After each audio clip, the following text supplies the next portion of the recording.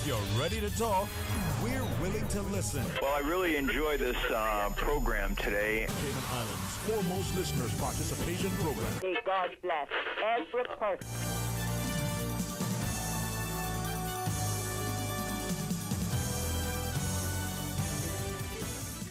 Hey, good afternoon and welcome. Thank you so much for joining us on another wonderful Wednesday's edition of Talk Today, as we have a partnership with our good friends at the Elections Office facilitating the meetings of the Electoral Boundaries Commissioners, and they're going to be coming to you live momentarily from the Georgetown Public Library. We're going to air it to you live here and then have some open line if they conclude within their allotted time.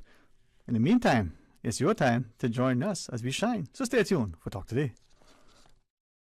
Talk Today is brought to you by Subway, open 24 hours in Countryside, Anderson Square in Georgetown, and Centennial Towers in West Bay. And by the Ministry of District Administration, Tourism and Transport. Explore your history, explore your land, explore your sister islands. MedLab in Smith Road Plaza, your complete medical laboratory solution. Call 949-7331. And Savannah Pharmacy in Countryside Shopping Village, convenient opening hours including Sundays and holidays. And Cayman Airways. Call them on 949-2311 to book your nonstop flights to Los Angeles and Panama. Radio Cayman's Talk Today, the Cayman Islands' foremost listeners participation program. We ask our listeners to avoid statements or comments which are abusive, derogatory, malicious, or defamatory. Do not use any indecent language or make any statement which is false or misleading. Email talktoday@candw.ky or call 1-800-534-8255. Courtesy of Flow. Cayman's #1 network that connects you to your world like never before. Let your voice be heard. Once again, here's your host, Sterling Dwayne Ebanks.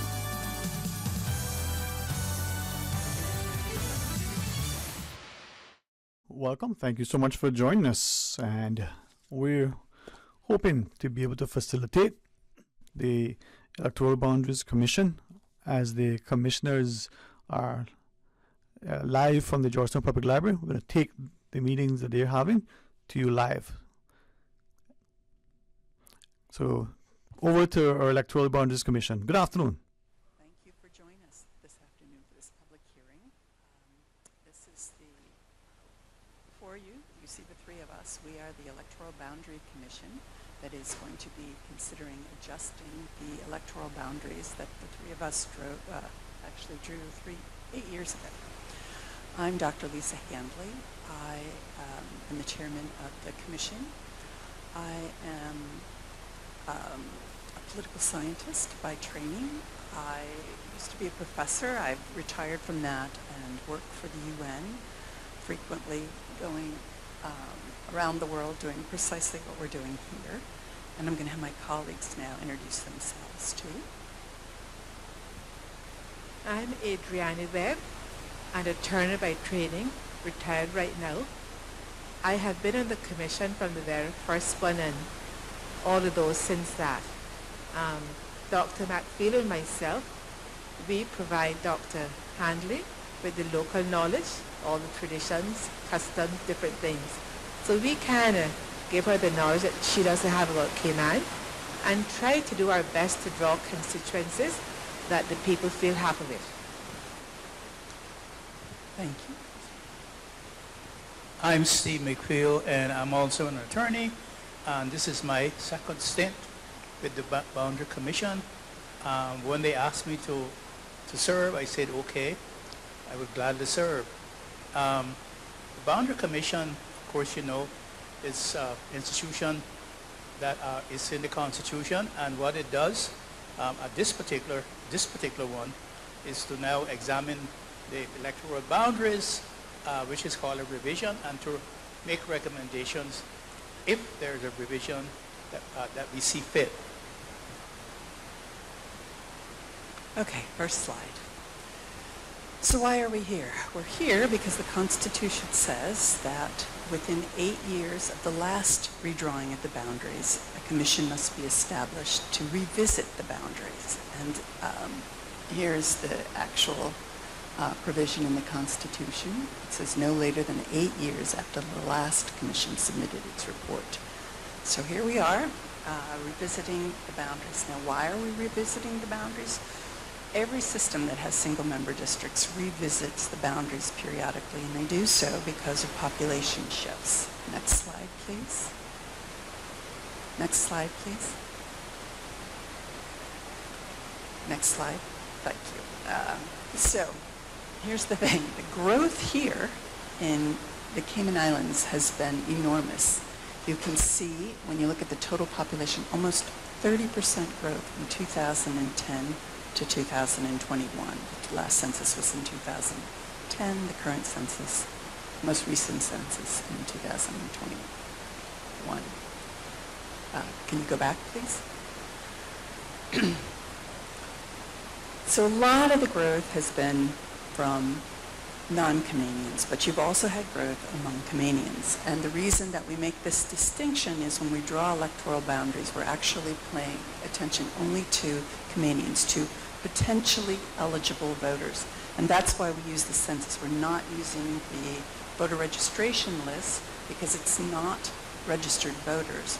It's eligible, potentially eligible voters. And that's why we're using the census. So you can see that there's been an increase in almost 23% in the Caymanian population in the last 11 years. But this increase in population has not been even across the traditional districts. You can see, for example, that in Bordentown we've had an increase of over 39%, while, for example, the sister islands have actually lost population. Next slide, please. So what is it that we're going to be paying attention to when we draw these boundaries? And what are we not supposed to pay attention to? The Constitution is clear on this. It tells us first that we are to take no account of the racial distribution within the Cayman Islands. Second, we are to take account of the natural boundaries. And we have interpreted this to mean the traditional districts here in Cayman Islands. We are to have regard for the existing electoral districts, and as I mentioned before, we are, as far as reasonably practical, supposed to pay attention to creating districts that are relatively equal in population. And finally, there is a constitutional provision that Cayman Brac and Little Cayman shall at all times return at least 2 members to the Legislative Assembly. Now, every time you have an election, the Commonwealth Parliamentary Association comes and does an expert report. They send experts here to monitor the election, to review the election, and produce a report. And every time they do that, they point out that the electoral districts, that the constituencies are unequal in size. And this quote is directly from the most recent mission report, which was following the 2021 general election. They pointed out that a registered voter in East End district has more than double the weight of a registered voter in Bordentown East. And the reason for that is in Bordentown East, you have 1,664 registered voters, while in East End you only had 769.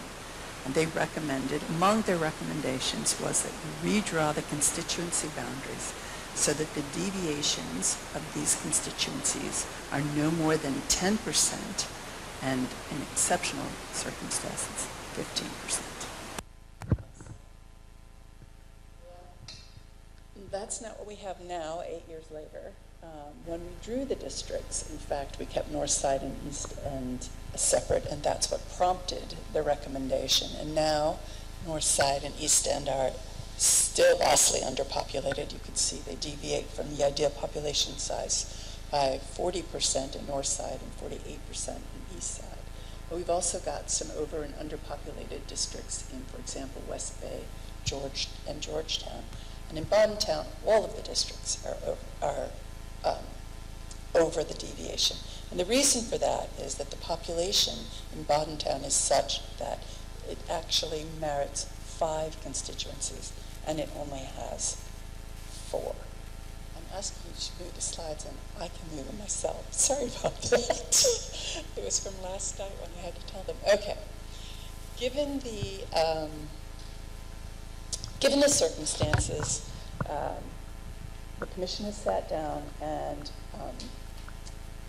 mapped out 3 alternatives. And the alternatives are, we could take up the recommendation of the international community in the guise of the Commonwealth Parliamentary Association and actually draw the constituencies such that all of them fall within the 10% guideline.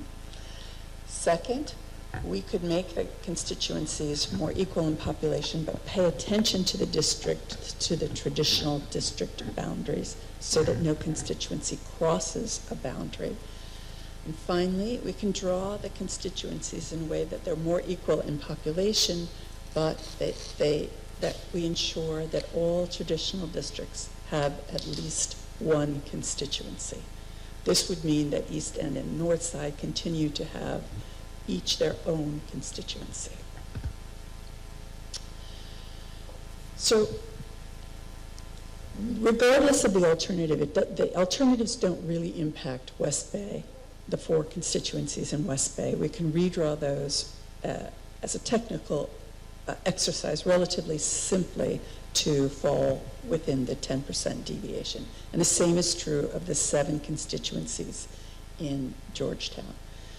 The 3 alternatives, however, impact Bodden Town, North Side, and East End, and rather dramatically.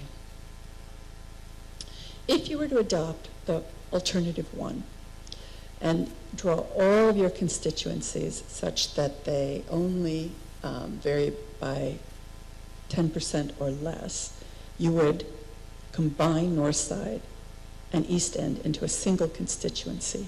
But because it's overpopulated, you'd actually have to take some people out of North Side and add them to a constituency in Bodden Town. At this point, you would have 5 constituencies in Bodden Town as their population merits, and you would have gained that constituency by combining North Side and East End.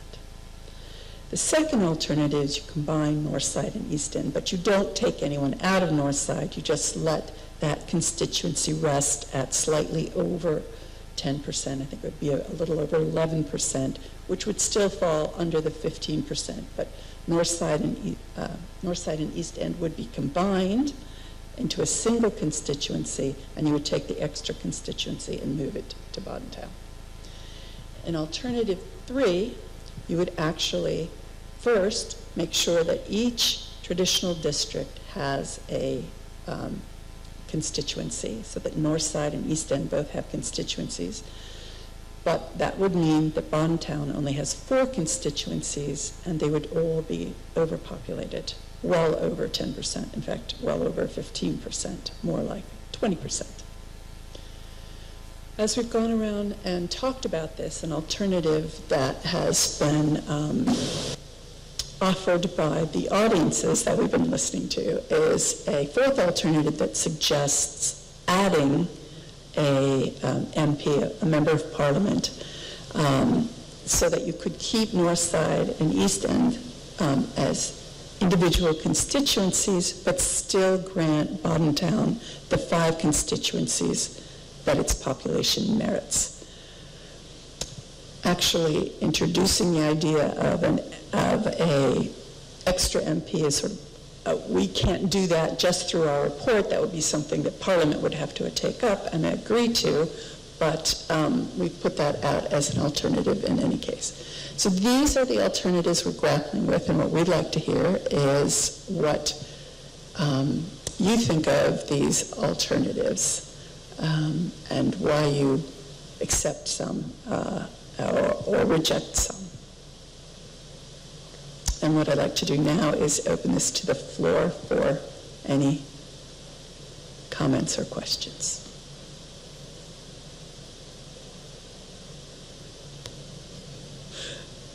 There's a lot of pressure on you to have a comment. Yes. But I don't support that. I don't support neither of those alternatives.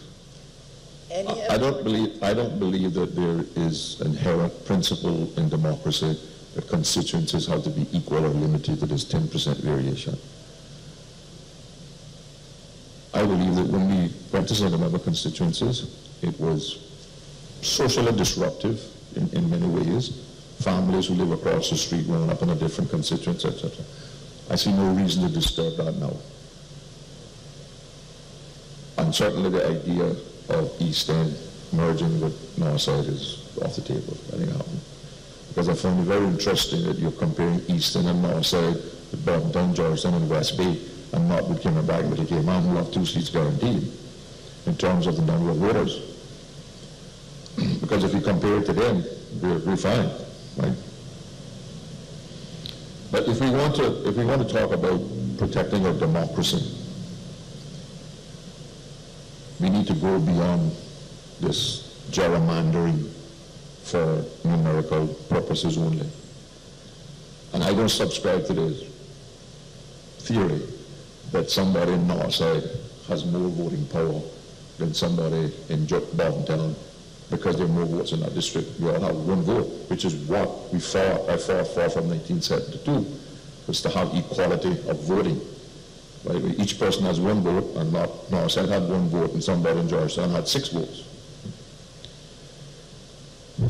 If we have in our parliament right now, it is not possible to remove a government unless 2 members of the government vote with non-government members to bring the government down. What we need to do is we need to get, I think there's 7 members in cabinet now, right? I mean, I've been trying to get this all over my system for a long time, right? So right now we have 19. You can't get 2/3. The 2/3 majority that is required normally to bring down a government does not exist under the present system. So we need to add seats so that we can have a 2/3 other than the cabinet ministers and the actual executive arm of government, which in our democracy is enabled by Parliament. But Parliament cannot remove its enabling because it don't have the 2/3 majority without some members of the cabinet voting against themselves. So what I would like to see is I would like to see us add 2 or 3 more seats to Parliament, but make them at large for a couple of reasons. I think it would go somewhere to satisfy the element that I don't support, is that we should be able to vote 15 votes or vote for everybody. And hopefully you would get a more mature and experienced person running as an at-large candidate, because they would have to be able to command votes in every constituency, right? Which is what most of the other OTs have done based on the population size in order to have democracy in Parliament. So I don't think we should tamper with our constituent boundaries right now. I think it's too young, too new, and to go in now and move streets and move people around again, I think is going to be not good for one man, one vote and democracy in the country. Because there's still those who believe that they were better off when a Georgetown had 6 votes, or West Bay had 4 or 5, and a Northside only had 1. And they tend to blame the system rather than getting out there and electing good candidates. When they get the wrong kind of candidate elected, they try to blame the system instead of accepting the responsibility that the reason they got the wrong person elected was because they did nothing. So what I would like to see done is retain our existing constituent boundaries and add 2 or 3 at-large candidates. Thank you. Now, what you're suggesting is actually a change in the electoral system, which is beyond our remit. Yes, yes. So that's...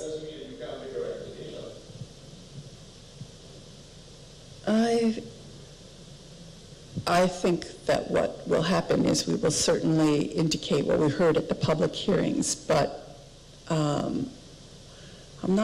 wouldn't recommend a change in system. We simply, that is really beyond our remit. But this is not the first time that this idea has been floated, and this will certainly... We are not. That would still be a single-member district system. No. We appreciate you coming and giving us your thoughts on this, and I want to ask if my colleagues. But in the meetings, we have mentioned that it's perhaps time that the government, whoever they might be, look towards making East End and North Side similar to Kimmelbrack. Basically putting in the Constitution that they should be guaranteed a seat, East End 1 seat, North Side 1 seat. I mean, East End and North Side do have growth, but a lot of it is tourist oriented. So that means that the eligible voters doesn't grow as much as in Georgetown or Bordentown. Both of those constituencies do have a large land mass, and there is potential for further growth, but I think that that is somewhat distant in the future. So it's a possibility, and we will note that people have said that they would like to see North Side and East End constituency protected, because in none of the meetings has anybody supported combining North Side and East End. And perhaps it is time that those two districts be protected as constituencies in the same way that Kimmelbrack is. I would actually propose something slightly different rather than just a carve out for North Side and East End. I would do what lots of single member district systems do, including the United States, and that is ensure that every traditional district be allocated at least one seat at all times. And that would always protect North Side and East End. And it would be more like all of these other systems. And so I don't think you could get the same kind of comments that you get every time this commission comes by.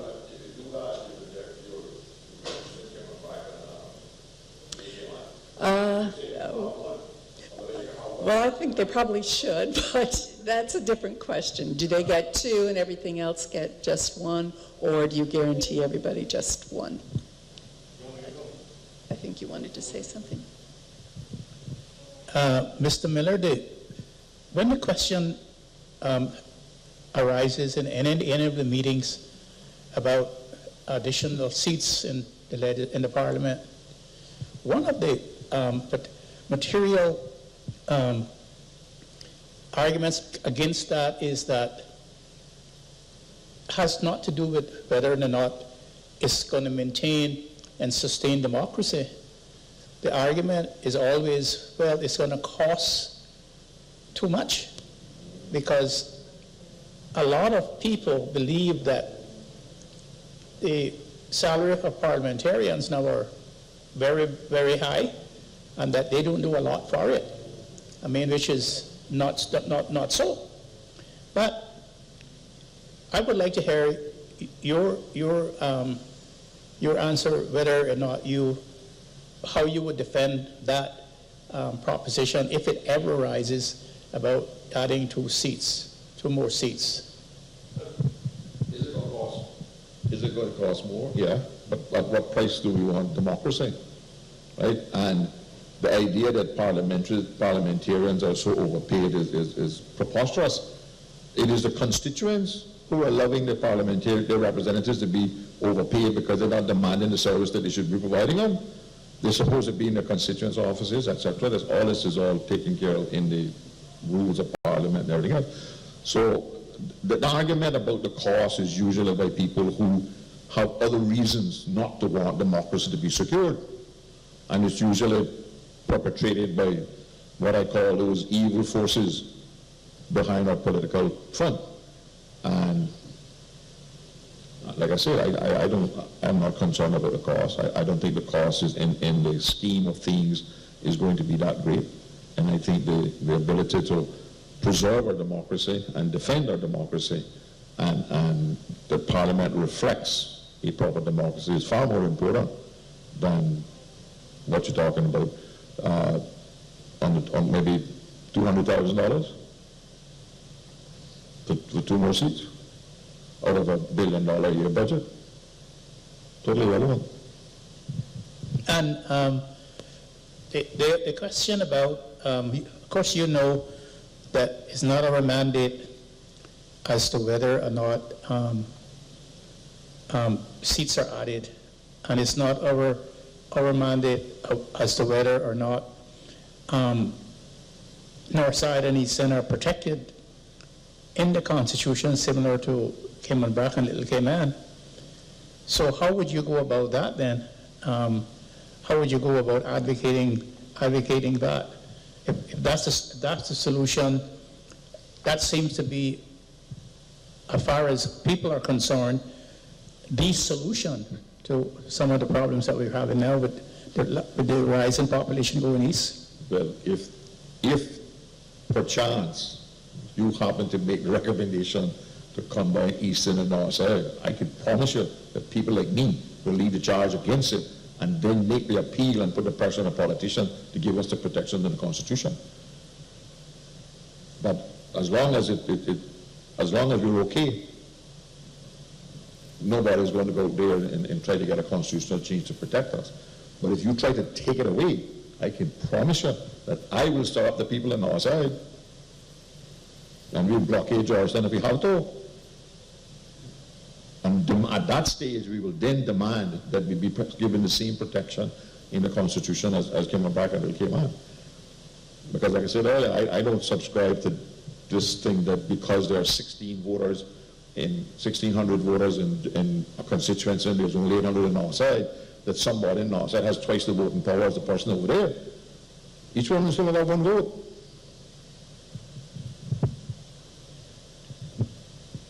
I would suggest it might be better to be a little proactive and go in and actually try to secure representation prior to a... But you're not going to get the buy-in from the public as long as the status quo is there. If you try to take it away, then you're going to get the buy-in. It's be like abortion in the United States, right? Everybody assumed that VA was going to stay forever, so there wasn't any huge campaign to promote it. Once they took it away, you see what's happening. So if you take it away, or try to take it away, I can promise you the people will rise up. But as long as we have North Side as a district, we don't have nothing to get wild up about. It's also true that what we're presenting to the governor and to the parliament is just recommendations, and they can accept them, they can reject them, they can modify them, they could conceivably ignore them.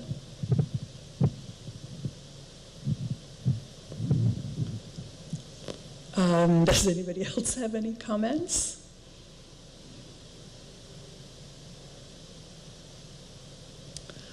Okay, so we have a public hearing tonight in Northside and a public hearing tomorrow night in East End, and that will end our series of public hearings prior to actually producing some adjusted boundaries. And then in about a month's time, when we finish those maps, we'll be doing public hearings again for people to comment on the actual suggested boundaries. If you want to get people at the North Side meeting and the East End meeting tonight, go on Radio Cayman and say we recommend and combine the two districts. And you'll see what I'm saying is that as long as people understand that the status quo is okay, fine. But if you go on Radio Cayman today and announce that you're making a recommendation to combine East End and North Side, I promise you the Civic Center may be short notice, but it'll be put forward. So we're not going to do that. We would like a lot of attendance, but we're not going to do that. Well, we're not going to recommend, we're not going to say that we're recommending it, but it is one of the alternatives that we are putting forward to the members of Parliament. It is still not a threat. You recommended it last time, remember when you were doing the Boundary Commission last time? We started it with that, and you remember how many people showed up at the North Side meeting? And how violent the comments were about combining the two? So people the fact that you got another recommendation, there are people that ignore it. right? But if you put it in your final document that we are recommending that Northside and Georgetown, Northside and Easton be combined into one constituency, and some Northsiders be moved into the Bordentown constituency, I promise you I'll write up. Well, we are putting forward these alternatives in our recommendations. So definitely these alternatives that you see on the board are going to be in the recommendations that we made. And the government they can decide which ones they want to accept, but those alternatives are going to be in our final recommendations. So it wouldn't hurt if they came out to the public hearings by any means. I don't know, you seem to be predisposed or already made up your mind on what the recommendations are going to be before you have a public hearing. Because if you go to Northside and Easton and tell them one of the recommendations you're making is to combine the two districts, right? You might hear no. You might hear that in Georgetown, you might hear it in West Bay, you might hear it in Savannah. I don't think I hear it in Breakers, right? But right now, because I would challenge you all to show me one person from Northside, even if they live West Bay now, or Georgetown, that supports that proposal. So my recommendation is you scratch that off completely. Don't make that a recommendation, period. But it ain't going away. Don't waste the time and the ink and the paper. There might be some Bordentown people who actually would like that extra constituency that you would gain by combining them. But I agree with you that it's possible. They might accept an extra constituency in the Bordentown district, but I don't even believe the Bordentown is going to support combining part of Northside or East End to create another constituency in Bordentown.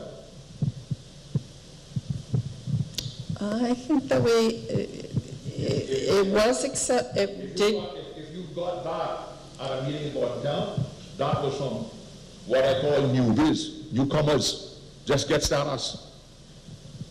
Because that's not coming from the traditional Bordentown people and the Northside people. I can promise you that.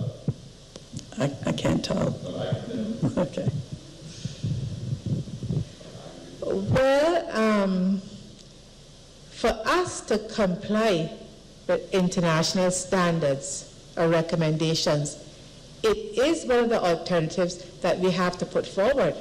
Because under international recommendations, Northside and East End, the numbers don't justify having their own constituency. So I think it is one alternative that we have to include in our recommendations. Those are recommended international standards. There's nothing in our constitution that says our electoral districts have to be equal. It's possible, but it doesn't say they have to be equal. They have relatively equal, they have said, and we are part of the international community, so we have to take into account what the international norms are. I agree with you. All I'm saying is take them into account and reject it. Don't you have recommendations for standards? We have to have a basis on which to... Are you telling me that the people, the constituents in Montana are equal to the constituents in the state of New York? But as a commission... Are the ones in London equal to some northern part of the UK? No. That might be so, but they have much larger populations than Cayman does. Exactly. And we do have to take into account international norms because we are part of the international community. And we have to give reasons why we're rejecting some of them. That's why we need people to come out and tell us what they want to happen in their districts. And the reason that Montana has a smaller constituency than New York is that they're guaranteed at least one seat. Actually, Montana's not the best example, but you could put into place, as we've mentioned with the third alternative, a guarantee of each traditional district having at least one seat. Make that your recommendation rather than combining Northside and East End. That would be more acceptable. To me, and I'm only here for me, I don't represent nobody else but me. Okay, any more comments? Thank you very much.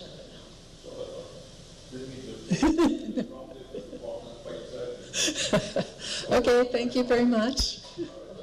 Okay, good afternoon. All right, we're signing off now. Bye. Welcome back. Thank you very much for joining us. And as you just heard, that was the Electoral Boundaries Commissioners live from the Georgetown Public Library. The setting in and of itself is historical, remarkable, and I think you've heard the exchange and interaction between the Commissioner Chair and a former MP for Northside, Mr. Ezra Miller. This is where that willingness to engage, that ability to speak from not only an informed perspective but a strong sense of historical and cultural sensibility may help us to have more meaningful dialogue. We're going to have an open line. It was an honor to be able to partner through the request from the Elections Office to facilitate this discussion. We hope that each of the various sort of traditional districts, I think we're being told to call them now, the West Bays and the Georgetowns and the North Sides and East Ends and Bodden Towns and the Cayman, Little Cayman, that the residents in each of those, separate and distinct from the 19 little chopped up pieces that we cut the country up into for politics, that you come out and you share. You can be as vocal as you want, but you can still be respectful. You can be as confused and unsure what's being shared, and that's where you ask questions and you get clarity. That way you'll be cemented in your view. Hey, this is what we need. Okay, so open line. We can talk about that meeting and other stuff, but let's just pause now. I'll comb my hair. When we come back, we'll hear from you.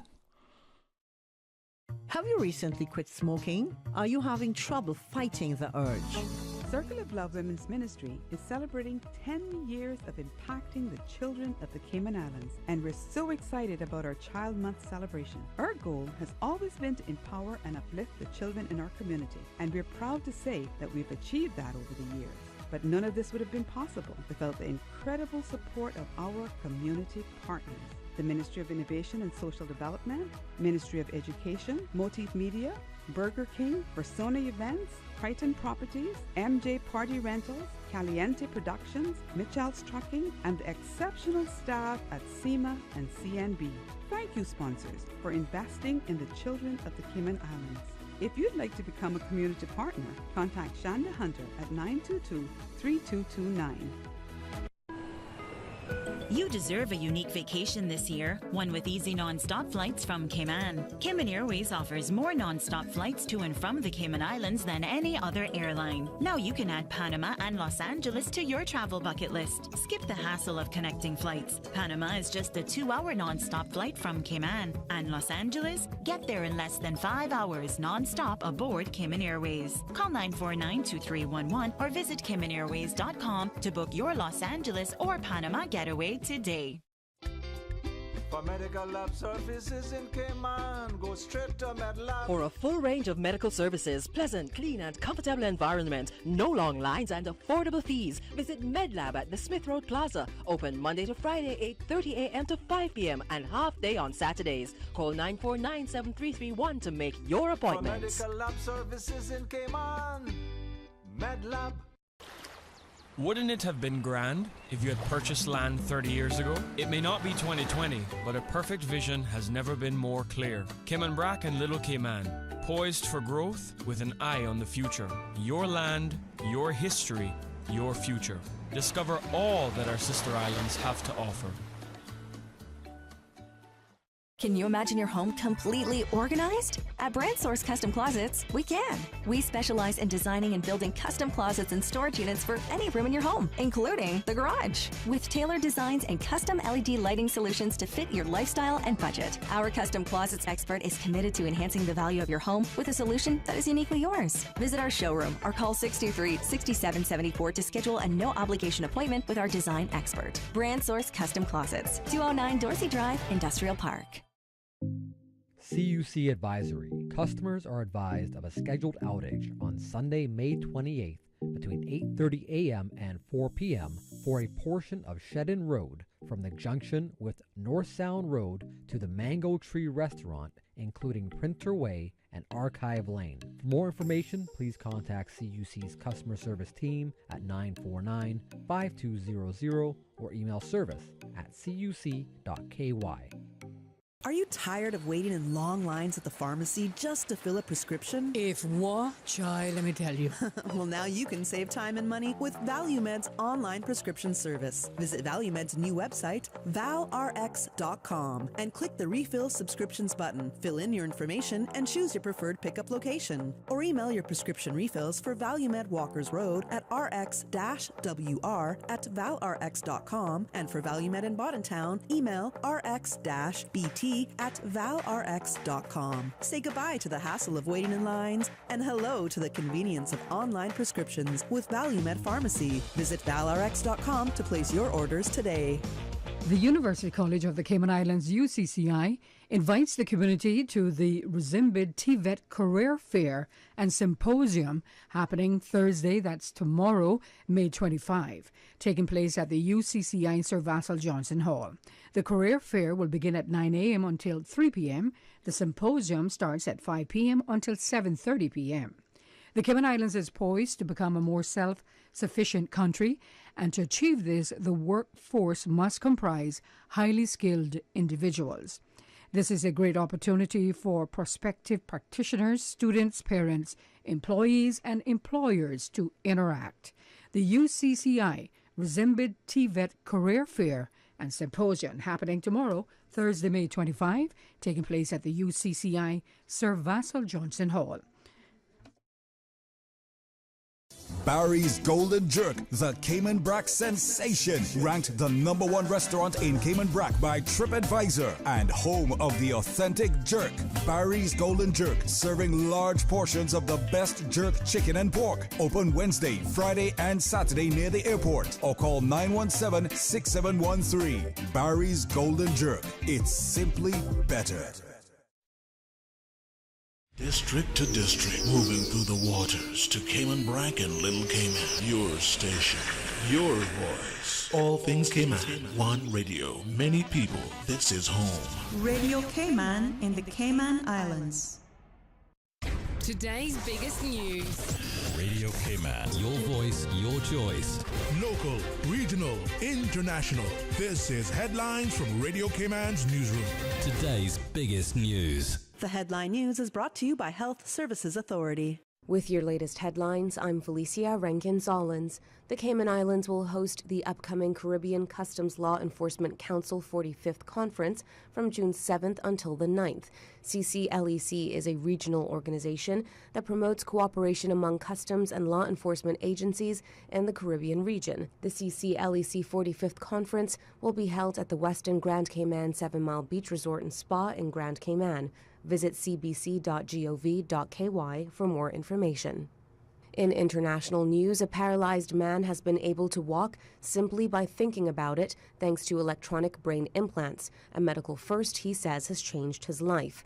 The 40-year-old Dutchman was paralyzed in a cycling accident 12 years ago. The electronic implants wirelessly transmit his thoughts to his legs and feet via a second implant on his spine. The system is still at an experimental stage, but a leading UK spinal charity called it very encouraging. Sir Richard Branson's rocket company Virgin Orbit has shut down just months after a major mission failure. It comes weeks after the firm set up to launch satellites paused operations to try and boost its finances. It had been selling off items it owns in a bid to survive, including its converted jet, Cosmic Girl, and most of its headquarters in California. In January, its first ever satellite mission in the UK reached space, but fell short of its target orbit. The mission was billed as a milestone for UK space exploration. These are your headlines. I'm Felicia Rankin-Zollins. For the latest in news and information, follow Radio Cayman on social media, Facebook, Instagram, Twitter. Download the Radio Cayman app or log on to our website, radiocayman.gov.ky. The headline news are brought to you by Health Services Authority. Health Services Authority is now offering online payment options for patients. Patients of HSA can now pay their bills, including deposits, towards scheduled services online at payments.hsa.ky. The secure, new online payment system accepts debit or credit cards and is in addition to the available payment options of cash, check, and online bank transfer. For quick, easy, and secure payment directly from your phone or computer, visit HSA's new online payment system at payments.hsa.ky. Radio Cayman is pleased to feature this special Sister Islands historical vignette brought to you by the Ministry of District Administration and Lands. Explore your history, explore your land, explore your Sister Islands.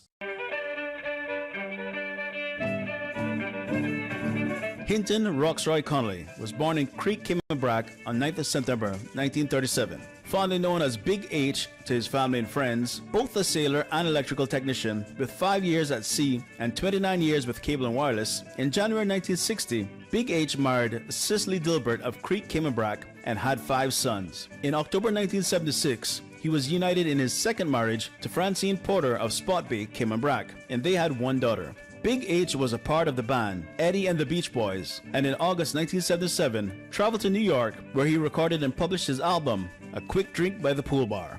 Big H could always be found at the Hilton, his backyard kitchen, which he built in the late 80s to house in yams and cassava he cultivated on the bluff, later converting it into an outdoor kitchen which was named the Las Vegas Hilton. Big H spent the majority of his time at the Hilton, and you would find him playing his guitar and singing his heart out while sipping on his 345 beers. He was known for having many cook-ups with his famous beef and pork. On the evening of Wednesday, 18th September 2019, 9 days after celebrating his 82nd birthday, Hinton passed away peacefully at the Health City Hospital in East End, Grand Cayman. He was the proud father of 6 children, along with 17 grandchildren and 11 great-grandchildren.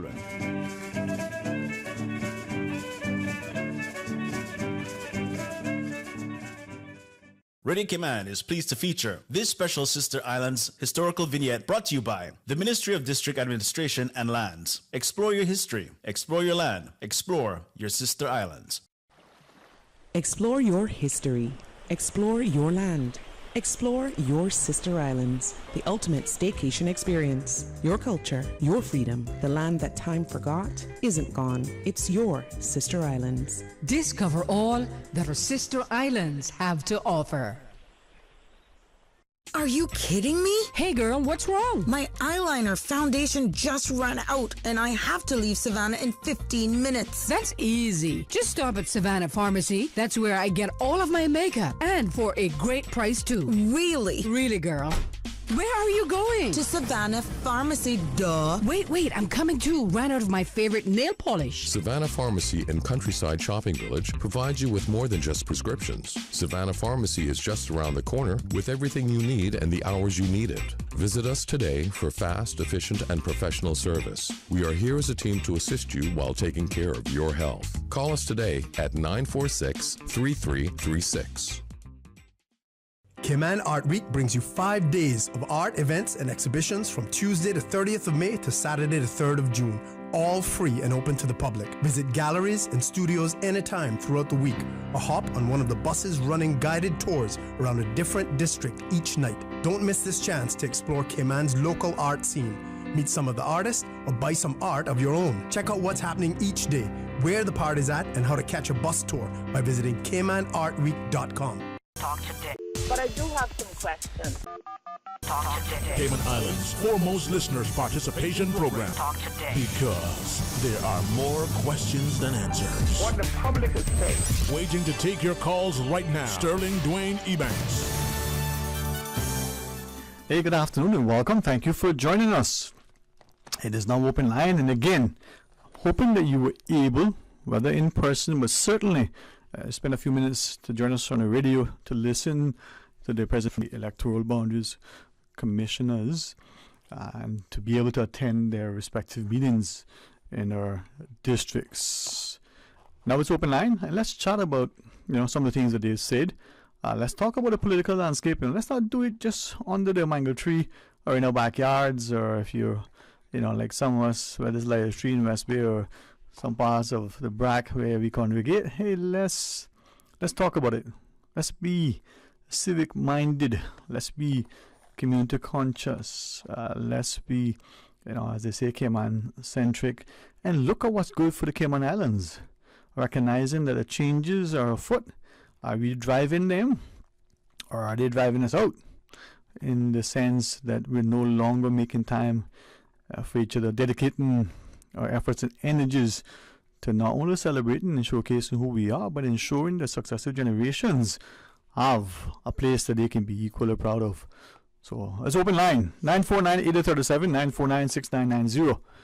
Based on a couple of things that I've shared, have been shared with me just this last few days, including the weekend, it would seem that sadly, as a people, we're becoming more and more coward.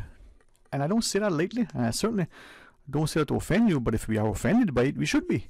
Because our fathers and mothers and their fathers and mothers and their fathers and mothers were men and women of stature, men and women with courage and conviction, men and women who stood in the gap and stood for something, and who assembled to do right, and who knew the comings and goings because they were concerned, and who came together to ensure that there was a sense of community, to help each other, who traveled the high seas, who, left sometimes on a foot or by a bicycle, and went from one district, whether it was in East End or West Bay, and walked through the adjoining districts to work, to ensure that the health and welfare of their families were, first and foremost.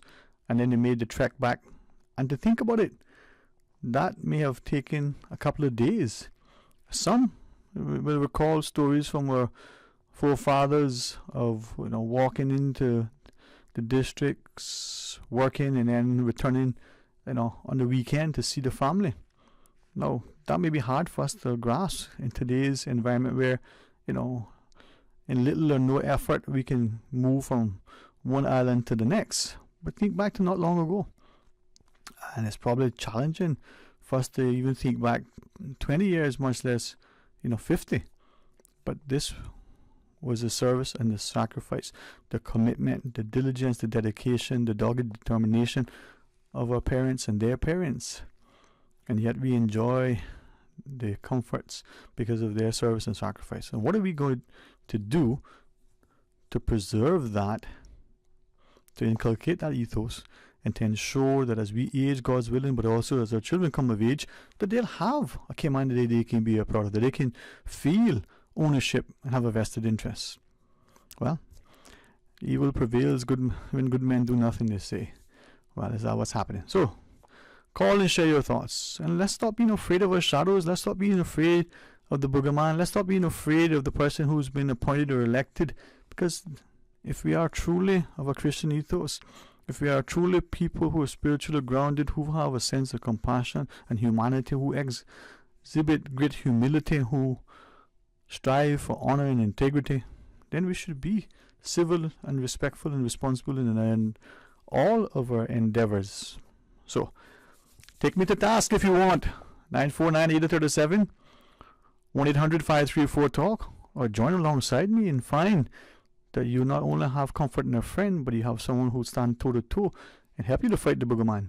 Let's go to the phone. What was that, Miss Susan? Welcome, good afternoon. How are you? Dapper know who fighting now. Dapper know who fighting Bobo. Dapper know who fighting Bobo. What my mama say? They don't come that big and that ugly. Well, I can tell you what, they don't come that big and not frightened Albert, I can tell you that. Oh, Bobo boy. It really true what you're saying though. I mean, Sterling, good afternoon to you. Good afternoon, man. Thank you for calling, man. Yeah, how you doing? Well, listen, I am thank God that He is surrounding me with good people who encourage and pray for and with me. He's given me a sense of health. He's allowed me to truly seek humility before honor, and blessed me with a brain that is willing to think before the mouth is engaged, but with a mouth that is willing to speak, to stand for what he believes in. That's right. That's right. Make sure that it all is in line, and it must be in line with him first. Yeah, man. Yeah, man. Amen. Yeah, I must agree with you when you speak of our people becoming cowards. I never thought that we could come to this degree in our life that we would be this low. Yeah, man. Knowing where we come from, my father didn't say much, but you didn't want him to say something. That was the whole point. Yeah, I know what you mean. And I kind of adopt that way in life myself. I will sit still till I know something, and I hear something, and I know it's facts, that I see it, and then the whole public got to know who Albert is. But the thing about it is, we have fallen away, and we have allowed too much to take us over and do as we please. Yeah, like what you say about the strong men sit and do nothing. then we become where they override us in every aspect of our life. You know the interesting thing is, there's a saying that I'm sure we all heard: "Trouble don't blow shell." Right? Exactly. And those of us that come from a stock of people, like you said, your father, a quiet, resolute man, right? Like my own father, who, through his actions, you know his worth and his wealth. Who not seeking in a sense of publicity or public acclaim, but is going to serve, the interests of the family through a demonstrated sense of commitment and sacrifice. Right? Yes. And yet. And I say this understanding that it should cause our people to open their eyes, right? We got some people who come from afar, right? And they impose their old, if Miss Lucille Seymour wouldn't mind me quoting her as best I can, the old nasty da ways as she puts it, right? Yeah. But we need to say that and say to the people, hey, maybe where you're from, you can't walk at night because you are fearful, but it's came on, right? Maybe where you're from, you live behind gated communities and you come from, let's borrow what used to be at one time condemned in the international media, the practice of apartheid in South Africa. And if like some of us, we have friends from South Africa and they tell us, well, we're hoping that we get to a space where there's increasing sense of safety and a renewed sense of employment prospects for their own, and they share with you the beauty of the place and the beauty of the people, so that you can learn from the, like I said, maybe the bad governance that is employed across the globe, so that we preserve what we think is a good place to live, right? The Cayman of today, with all of the wonderful people from all walks of life, from all corners of the globe, to be able to come here and to be able to sit. I beg your indulgence just for a second, because I love this place so much, right? September would be 4 years since I left the Cayman Islands. I've not gone away, right? Yeah. By choice. Yeah. And yet I've had a vacation almost every day, because I have friends from everywhere that I can talk. That not only have they traveled, but they can tell me about their country of origin. They can share their foods, their cultures with me. Now, where in the world can you stay in one space as physical, as small as Cayman, right? True. You're in West Bay and you throw a rock too hard, you probably hit your friend East End, right? And yet you can feel like you travel somewhere every day. That's true. And people get along. That's a beautiful thing, man. Yeah, I must agree. And I the same way. I haven't been off of this island now in a long time since the COVID pandemic and everything else. Yeah, man. And it just goes back to when we realize that we have slacked away and to change the topic a little bit there, Sterling, to know that we allow others to come and dictate for us in this country what we supposed to do, eat, and how we supposed to sleep. It takes us out of our comfort zone and allow us to become in a stepping stool for anybody. Yeah. But can I ask you, right? And this is where, like, I love, honor, and admire my father, or mother too, right? My father, because when I look at man like him, like the men of his day, they travel. So as a young 11-year-old, going to Mosquito Keys, as a young teen, on the oil tankers, just like his peers of the day, right? No different. Yeah. And traveling the world, and then he comes back and regaling us with what my mom would say, boy, you got some Blanda stories, right? He would spin a yard. And I don't know that it was late. All I know is the mom would say, boy, the boys need to go to bed, and then you get in the morning to go to school. You keep them up late. And that was the best entertainment and the best information. I only wish that I had more. Yeah. More. And he'd tell us about whether he, the time in India, or he's in, again, the words of the day was Raid China, right? Or he going into, what is now Vietnam and the like, and the different little things, right? And you get to learn about people because he saw and came back and shared with you. And the reason why I say that is that as I look at where we are now, and I'm wondering to what extent we are advancing. We have now only the second female governor in our history. Okay? We have now in our society a people that seem to have become so afraid of their shadows that they've lost their way. They've lost connection to the stature, stamina, right, and sincerity of our people. It wasn't long ago, we were told of, the assembly in Georgetown when the electorate, the general populace, made a show just by civil presentation. Hey, we don't like what is transpiring here.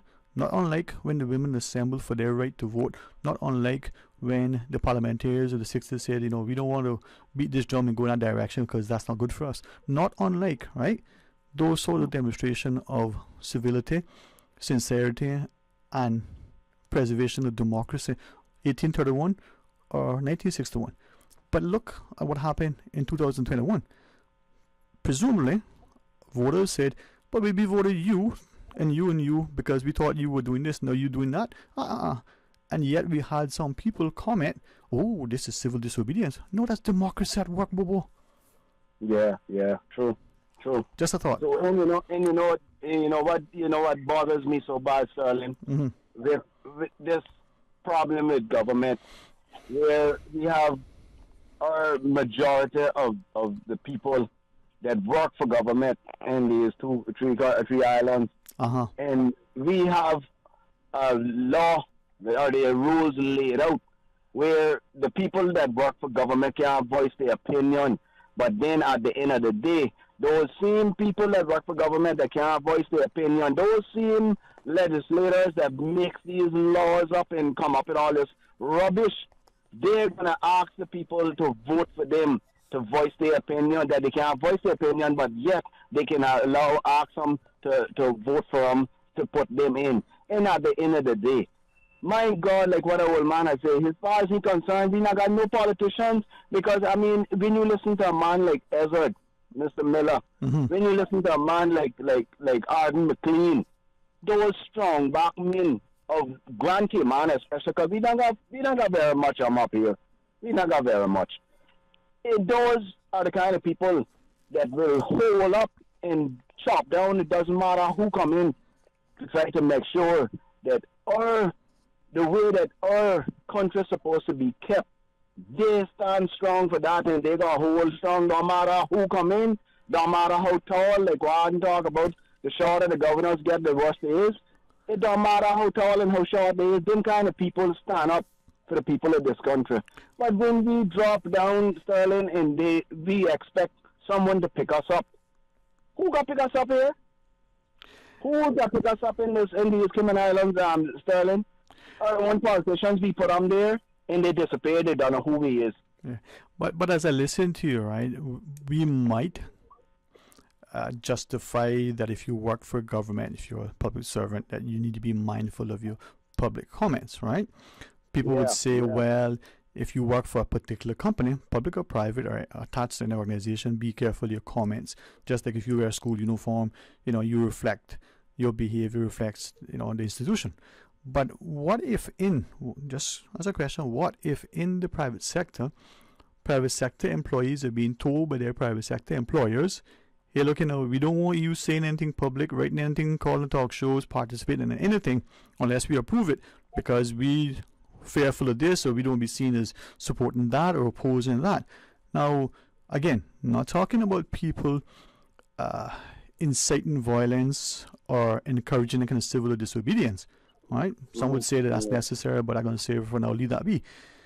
But when that could potentially cause some people to say, you know what, I got air on the side of caution, you keep my job, pay my mortgage, my school fees, my child, this, that, and the next thing, and I'm not going to participate in public discussion.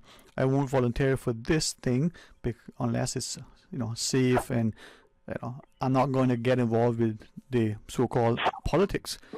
Hey, when that happens, and there's an invisible hand behind the wheel, and we have no clue what's going on, one day you wake up and all of a sudden you find that not only is the door shut, now hinges have been, sort of welded in place.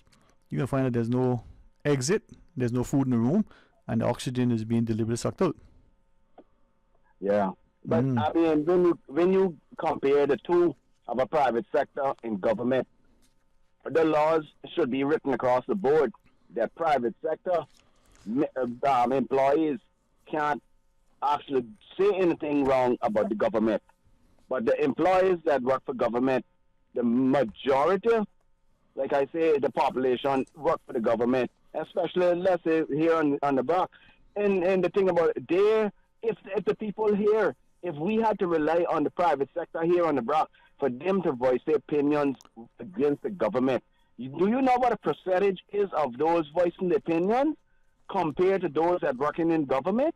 The percentage would be like 22% that could voice their opinion, comparing to the majority of those that work for government. Okay. And that is what I trying to get at, and to know that where we had come from, the strong-minded people that we have, that came from these 3 islands, we don't have them no more. We have ancestors fall off from them, but if you ask me, they have matured into more of a soft side than a hard side.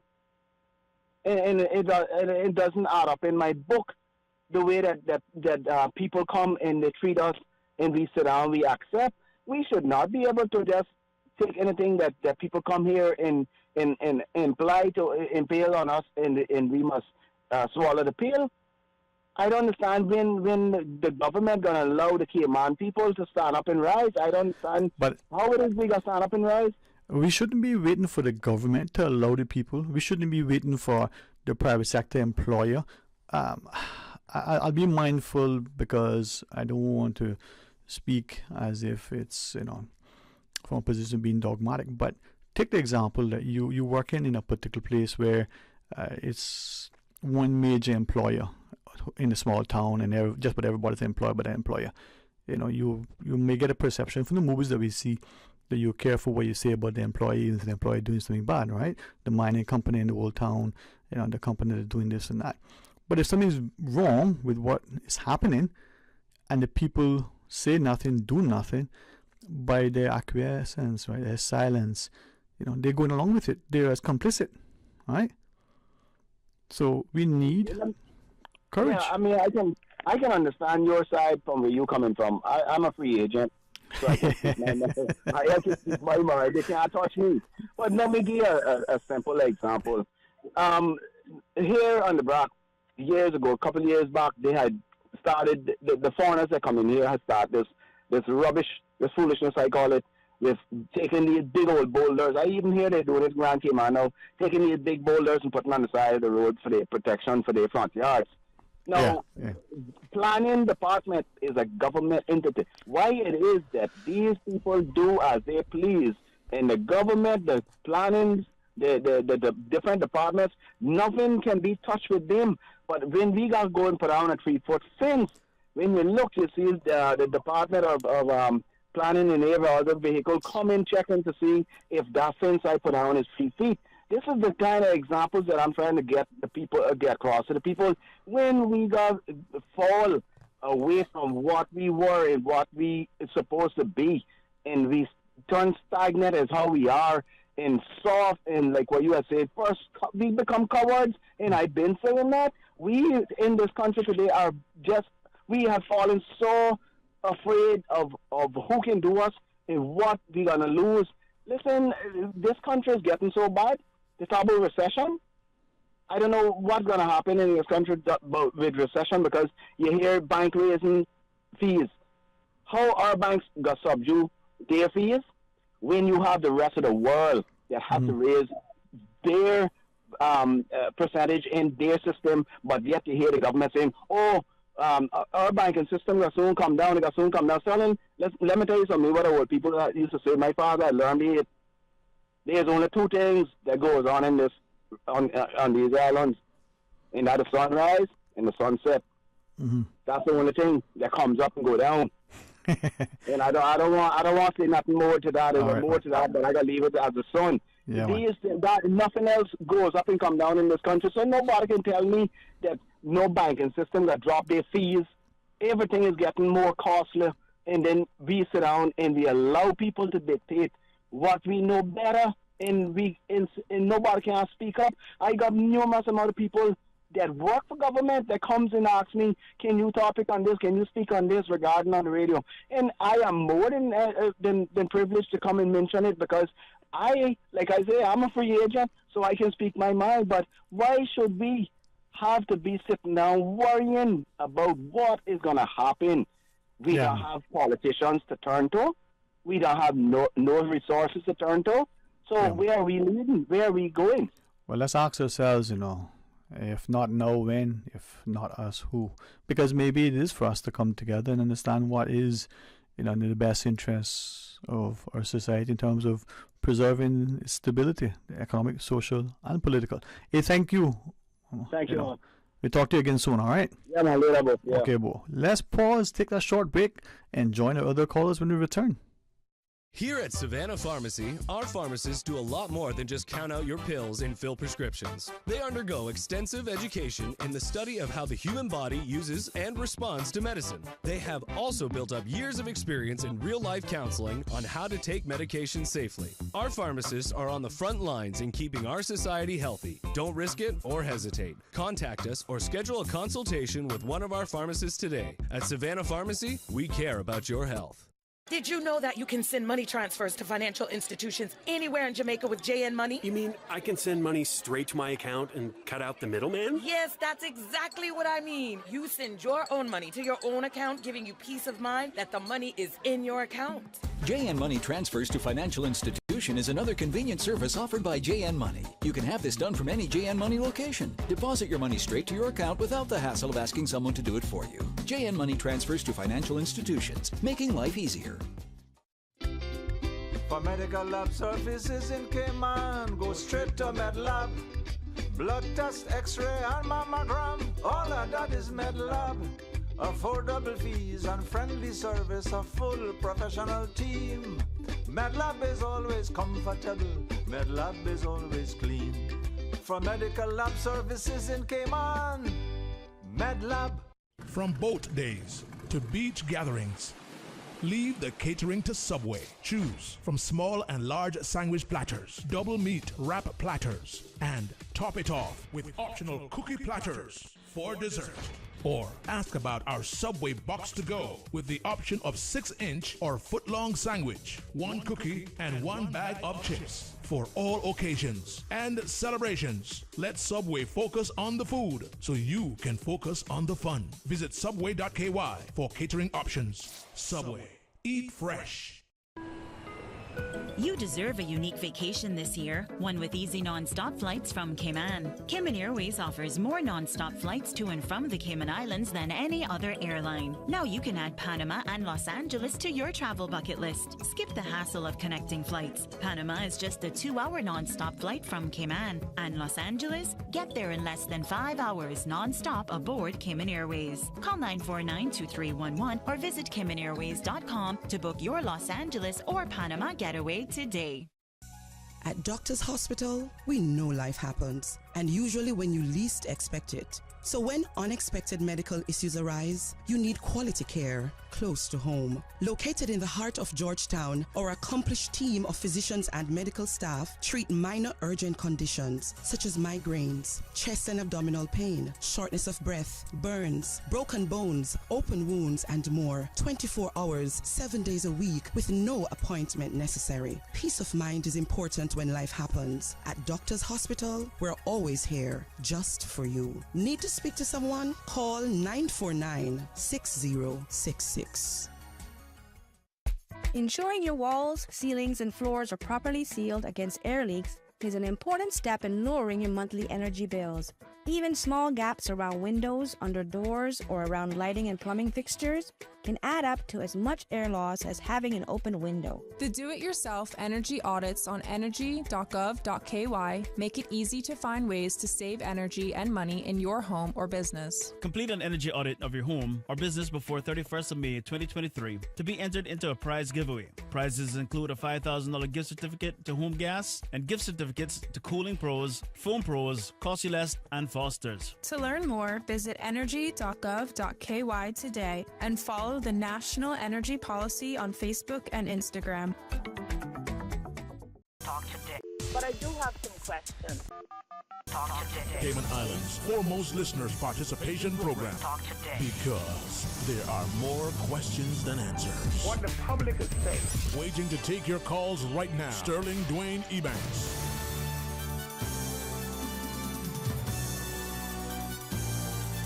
Hey, good afternoon. Welcome back, and thank you again for joining us. And certainly, allow me the honor to sit and facilitate, and hopefully listen, learn, and maybe through laughter, we'll actually be able to find a semblance of unity.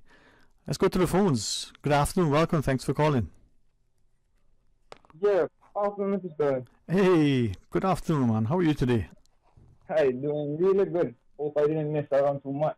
I don't think you did, man. And now that you were joining to contribute, we even benefit more. Yeah, hope so. I would like to say like comment on that thing that you were talking about. I guess because I came on the show pretty late, I don't know what the conversation was about, but cowards. I mean, I do believe we have a lot of cowards here on this island. I'm sorry if it offends anybody, but if the cap fits, wear it. There's a thing that I've noticed going on, and it's not just Caymanians alone. It's also other foreign nationalities. Are we being disconnected to reality, like from reality, in ways where we are not even aware of danger? You know, those instincts that you have. I don't know if there's a presence of that in certain people. I'm gonna share something what happened this week. Pretty terrifying, but I know it doesn't bother me.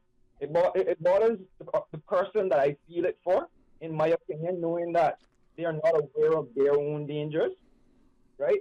But when I see people cross the road, and we're talking about crossing the road at Kamana Bay, for example, behind after the bridge, you know, they have Galleria Plaza, and then the back little road there that you can just exit out on and then go across the Fosters.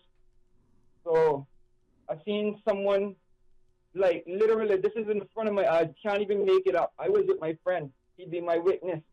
And the person just casually walking across the road with his Pepsi can, not Pepsi can, Burger King can, cup, whatever, he's just drinking casually, and a car just barely missed him. We blowed our horns. I'll bear him that somebody behind us probably going that 40 miles an hour, or God knows if he's going faster, and just don't even look up. It's not even a looking up and say, bro, I missed that car.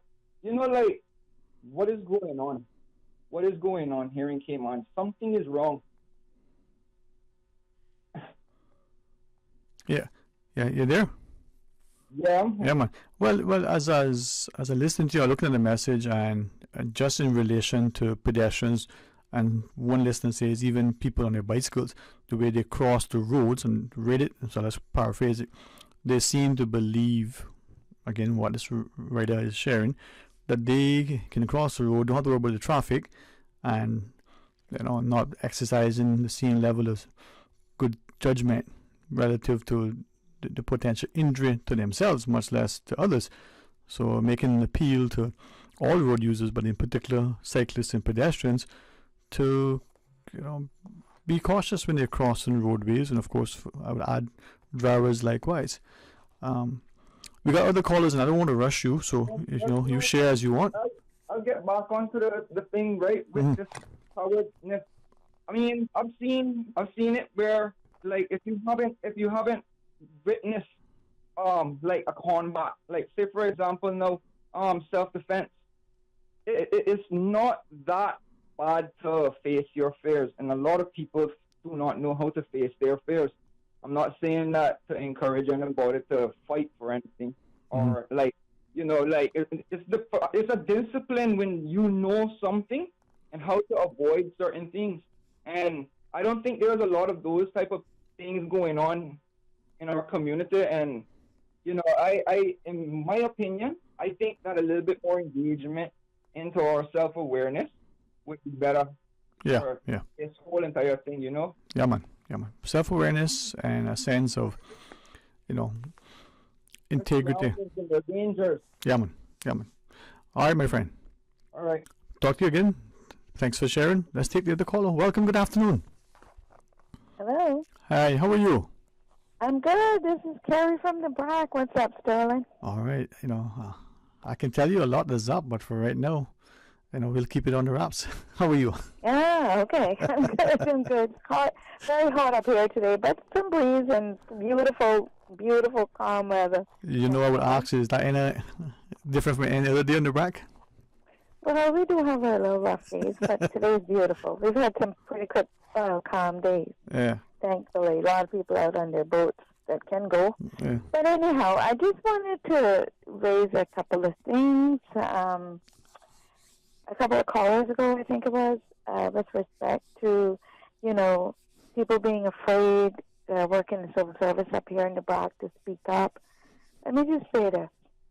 I think that in relation to that, a civil servant should have a lot of voice. They should be able to talk a lot without feeling that they're going to be victimized in some way for a promotion, as I am hearing a lot of that happens up here. Because no one's looking at, there's no, I should say, microscope over the Brack.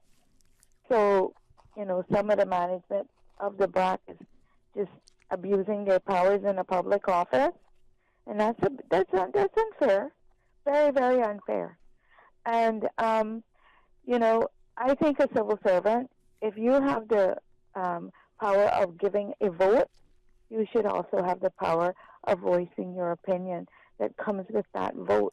Mm-hmm. And you should, I also feel like they should not feel that they should be victimized for even being whistleblowers, because don't we have that legislation now? And is it not enforced that you can be a whistleblower without being victimized, without being, Yeah. But I hear you, right? But also, we talk about the civil servants, but what if in the private sector, and not only in this jurisdiction, but in other democracies, even the Western democracies, allegedly in the private sector entities, employees are rewarded, what your mama say, cases go by favors, right? The employee who speaks out against some of the practices of management, so to speak, may not get a promotion, who doesn't seem to toe the company line. The employee who may have a particular political view, right? This so-called social media that everybody seems to be drunken on, right? How many times have you heard where the postings of some individual in his or her private capacity now has caused that person's promotion, employment, or otherwise sort of job stability to be questioned? So we don't separate the private person's private view from the private person's employment position. Well, personally, nobody should hold anything you post on your social media page that isn't public. They should not be allowed. If they're not a friend of yours and someone shares it with them that's supposedly your friend, shares it with someone in the organization you're employed in, and says, see, look at what Sterling posts on his page, or look at what Kara posts on her page, and then they start holding that against you. That is an infringement on your right to have a voice. That is an infringement on even your likeness, which is your opinion. Your likeness comes on not only in your looks, your speech, the way you smell, or whatever. It also comes with your opinion. Your opinion is part of that. So when a person infringes on your opinions or your right to have an opinion, then that should not. That's an abuse of power in their office capacity, So, whether it's public or private. yeah. They should be held accountable for that and holding that against you. Yeah. People are entitled to their opinion. Your opinion is what you think of something or how you feel about it. You should not be prosecuted, persecuted in any way, or discriminated or victimized in any way for having an opinion. If we didn't have opinions, there would be no government. We would have no country. We would be, free for all. But opinions is what builds the character of a nation. It builds the character of an individual. It builds the character of a job. It builds the character of a situation. It builds the character of a legal matter. Opinions. Yeah, well, as my learned cousin always shares, right, Miss Carey? Huh? As my learned cousin always shares, he keeps saying, we keep talking about artificial intelligence, but we should try to focus on fixing natural stupidity. Exactly. So Thank you very much. That makes sense as well. There you go. And, I also want to say there are a lot of strong backbone backers up here. I think so, yeah. A lot of them. Yeah. I've met a lot of them since I've been back home. But to the caller's I point, knew of them as a child. Yeah. And over the years of coming back home and whatever. Right. So to say that there's none up here, that's absolutely false. Well, I think what the caller was probably inferring is that compared to yesteryear, they're not being supported, and when they speak and stand publicly, and increasingly, maybe as a society as a whole, we're quick to back off because we don't want to offend. We're polite, and sadly, when you, me, John, Susan, Mike, Mark, Peter, one or two others say something as a question or as a comment, even though they may be supported and agreed privately, there's very little traction publicly to say, hey, I got your back. And maybe that's where we fall short. I agree there. There are people that are very abusive to others when they have an opinion. That's why I've said that. Yes, ma'am. Yes, they take your opinion and they hold it against you, and that should never be the case. Using your opinion to hold against you should become an offense. You should be able to file a lawsuit against that individual. They're going to use your opinion against you. You are entitled to that. You can go to court. Your opinion is your opinion.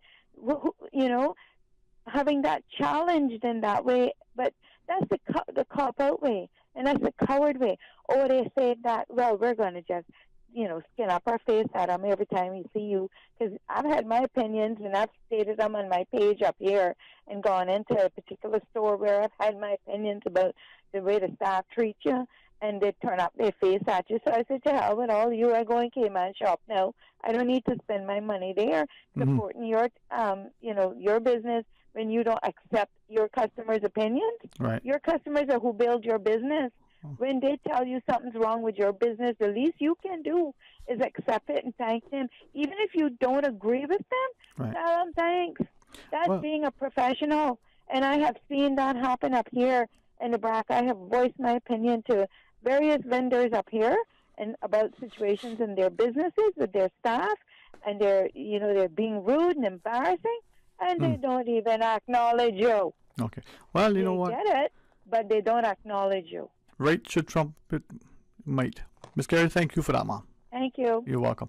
I know we got a couple of callers. I'm trying to be respectful to Miss Susan's commands because we got a scheduled breaks. I won't talk about the time and switch. To our callers, equally respectful to you, please remain online and we'll join you right after. Busy. Feel like there's not just enough hours in the day. Savannah Pharmacy, service to make your life easier. Now you can WhatsApp your prescription order to 929-5045. And pickup is just around the corner with everything your family needs and convenient opening hours including Sundays and holidays. WhatsApp your prescription order to 929-5045. Savannah Pharmacy, wholesome values with modern conveniences. They say variety is the spice of life. And that's why at Subway, we're introducing the new Boneless Hot Sub. Say what? The premium sub brings new ingredients like spicy breaded boneless chicken, French's crispy fried onions, and buffalo wing sauce, bringing a zesty and flavorful experience with every bite. Add some of your favorite veggies, cheese, and ranch sauce of your choice of freshly baked bread for the ultimate boneless hot sub. For a little spice in your life, try the new Boneless Hot Sub from Subway. So good and tasty. And make it a meal with a drink and chips or cookies. Subway. Eat fresh. For medical lab services in Cayman, go straight to MedLab. For a full range of medical services, pleasant, clean and comfortable environment, no long lines and affordable fees, visit MedLab at the Smith Road Plaza. Open Monday to Friday, 8:30 a.m. to 5 p.m. and half day on Saturdays. Call 949-7331 to make your appointment. For medical lab services in Cayman, MedLab. The University College of the Cayman Islands, UCCI, invites the community to the Resembid TVET Career Fair and Symposium taking place tomorrow, May 25. It's taking place at the UCCI Sir Vassal Johnson Hall. The Career Fair will begin at 9 a.m. and last until 3 p.m. and the Symposium will begin at 5 p.m. until 7:30 p.m. The Cayman Islands is poised to become a more self-sufficient country, and to achieve this, the workforce must comprise highly skilled individuals. This is a great opportunity for prospective practitioners, students, parents, employers, employees to interact. The UCCI recent bid TVET Career Fair and Symposium will take place tomorrow, May 25, at the UCCI Sir Vassal Johnson Hall. You deserve a unique vacation this year, one with easy non-stop flights from Cayman. Cayman Airways offers more non-stop flights to and from the Cayman Islands than any other airline. Now you can add Panama and Los Angeles to your travel bucket list. Skip the hassle of connecting flights. Panama is just a 2-hour non-stop flight from Cayman. And Los Angeles? Get there in less than 5 hours non-stop aboard Cayman Airways. Call 949-2311 or visit CaymanAirways.com to book your Los Angeles or Panama getaway today. TD, you hear about that March for Jesus that they have in worldwide? Yeah, happening in Cayman too, 27th day of May 2023. Well, that's coming up here soon now. Let me tell you, I got my sneakers. I heard about it too. And I hear that people can walk, you could ride your bicycle, you could use scooter, and drive your car, any form of transportation you could use. Well, they also provide transportation from the outlying districts, east end, north side. Yeah. They got to make sure that everybody that won't participate can be there. So what time we got to be down there? So they got to be at the 7 Mile Public Beach at 2 p.m. because the march can start at 3 p.m. So you get there for 2 p.m. Okay. And then what we have up in town? I heard something they have in town too. Oh, big praise and worship session afterward too. Oh yeah, I heard right of then the legislative assembly steps. Oh, I can't wait to praise and lift hands to God. Boy, I tell you, I go in march for Jesus. Me too. Talk today. But I do have some questions. Talk today. Cayman Islands' foremost listeners participation program. Talk today. Because there are more questions than answers. What the public is saying. Waiting to take your calls right now. Sterling Dwayne Ebanks.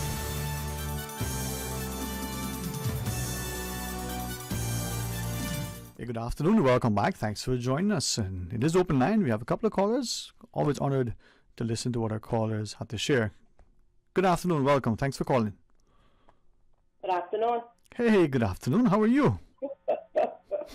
Right here. Well, right here is a good place to be, unless you're right there.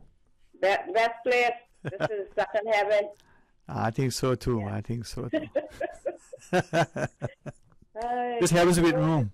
No one has said it more. Oh boy. You speak the truth. Mm-hmm. Okay? So when you speak the truth, you're the worst person in the world. Nobody likes you. And at the end of the day, you don't need anybody to like you. You don't need no friends. Because I always say, if I get so bad, I call the ambulance. I call 911. If they see me on the road, they won't pick me up. They pick me up. If they leave me there, well, I guess it could be my time. But when you go to work, you go to work. When you go to work, you put in your time. You work, you work for your money. Okay? If it's 8 hours, you do 8 hours. Not 8 hours on the road, go home and sleep, and come back to work when time is check-out time, or don't come in at all. It's worse if you're the management, you can fix up your own time and get paid. You understand? That goes on a lot in the workplaces, and for fact, you know. So, and if you're a person that you secure over the business, you shall know, you must know. But you're not liked if you're a person that set in rules and regulations and discipline. Because when people think that they have position and power, they continue to use that to ride the lower class one. You understand? So, in a situation where they want to have their way, they'll do anything to have their way. You understand? They'll do anything. They go up and say all evil manner against you. They do anything in the book that they can do. But one thing they can't do, they can lock the door, but they can't shut you down. You see what happened with the boundaries thing now for people to come out to the meetings and so forth? Mm-hmm. It's not that people doesn't care anymore or that they wouldn't want to participate. A lot or most of the people that now want to come out because the majority of our voting populace is civil servants. And civil servants got a lot of mouth when it comes down to in the workplace, when they want to mouth people that try to uphold the laws and to make the workplace be a better working place, and everyone is treated equally. They got a lot of mouth for that. You understand? When they're against it, and you got them that taking it, and they would go and talk to the person that they know that would speak up and go against the big ones in the workplace. But when it comes down to a meeting, they either don't show up, or if they get in a meeting, they don't talk. And it works if you bring food to give them, they'll eat that, get a belly full. Before when you're looking around, they drop to sleep and carry 2-3 plates home. So that's the reason. That's the reason the management and stuff, they bring food. So that my father always told me, say, you want to get somebody, get them by their stomach. You understand? Mm-hmm. So the greatest thing is, get a man to talk. You want a man to come up full force on what they want to say, and they will even become a little angry too because of they fed up. Don't feed them. Mm-hmm. Don't feed them, and let them show up to a meeting, and you'll see how much they're gonna get up and start speaking up and reeling up. You understand? Because they're hungry, they're angry now, they're tired, they're fed up. You understand? You know, we should maybe find that hunger in us, that yearning, that once ever present calling for a sobering society to stand, you know, for righteousness and justice and ethics and integrity and principle. Exactly. And what happened in the workplace is that sexual corruption is one of the highest and the worst corruption you can ever find in a workplace.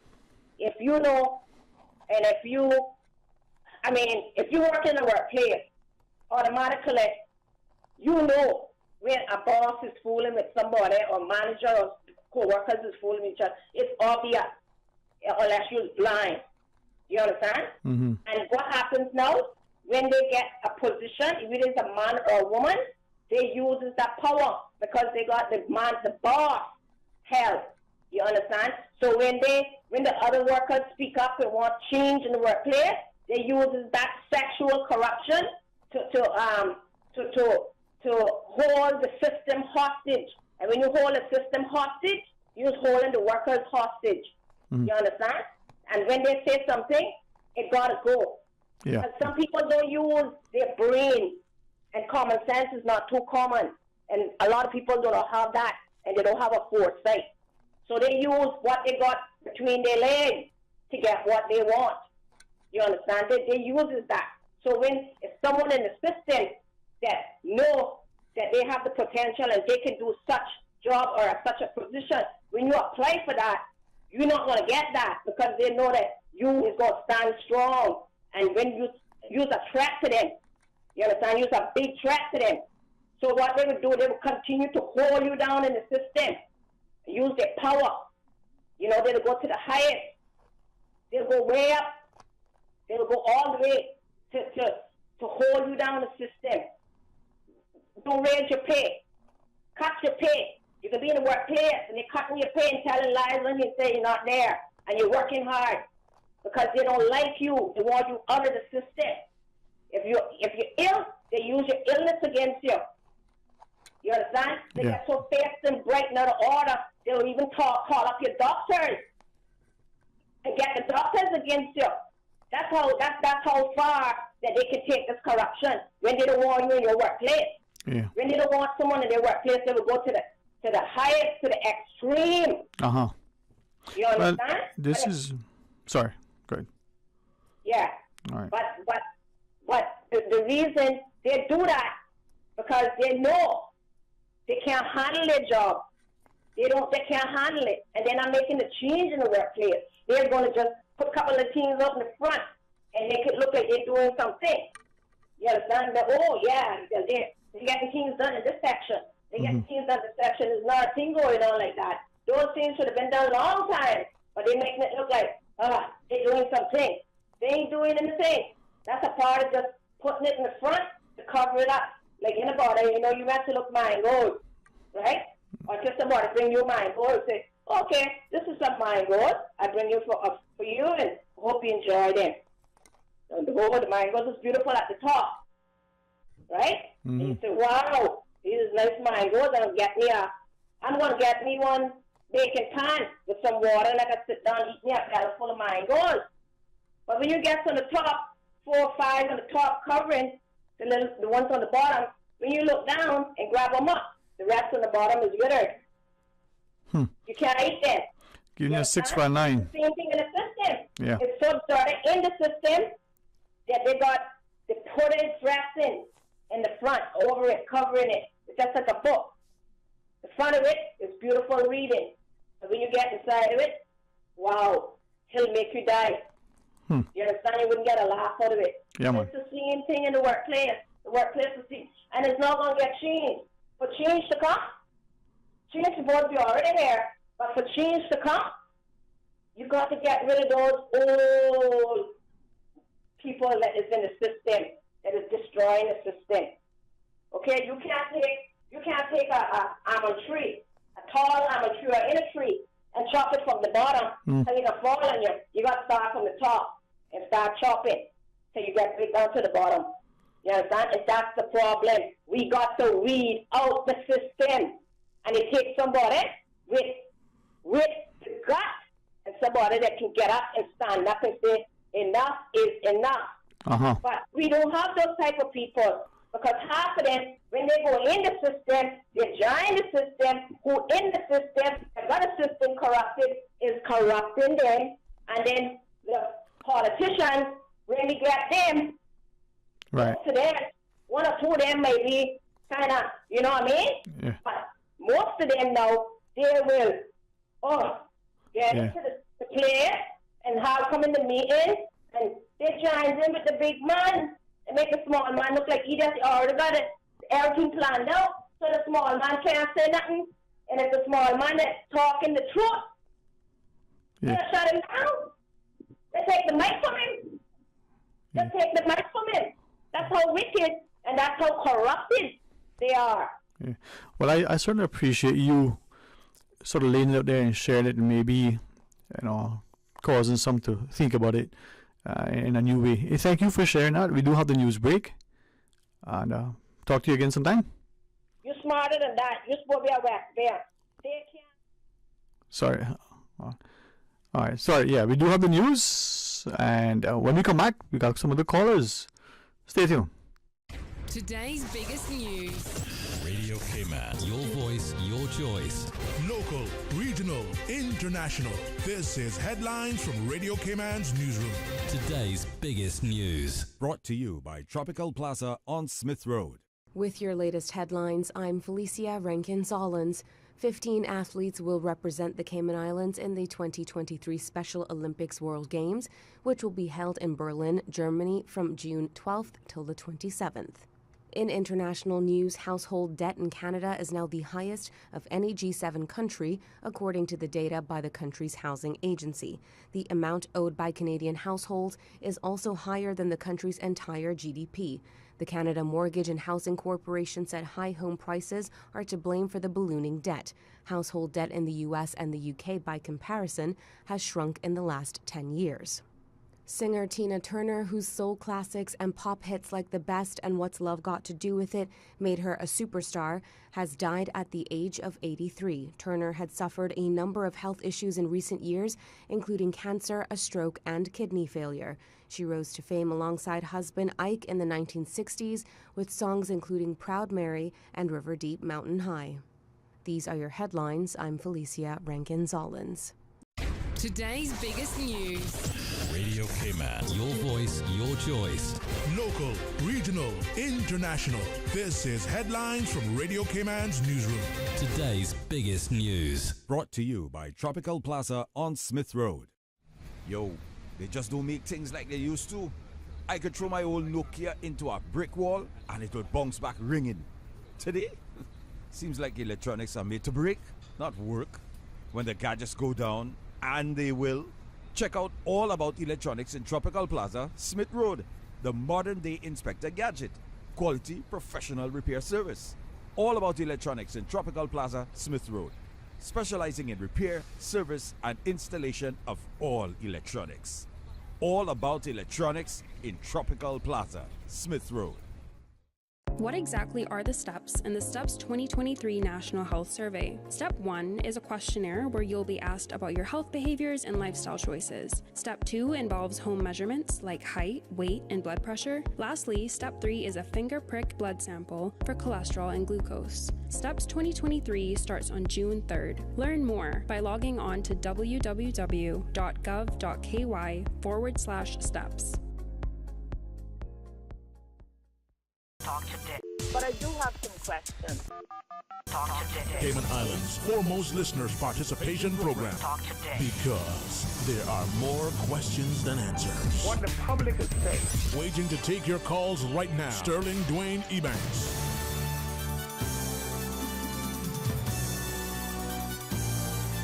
Hey, good afternoon. Welcome back. And it is open line. We have a number of callers online. Thank each of you for your patience and listening to the call prior. That's each shared from his or her perspective. Good afternoon. Welcome. Thanks for calling. Good afternoon. Good afternoon. How are you?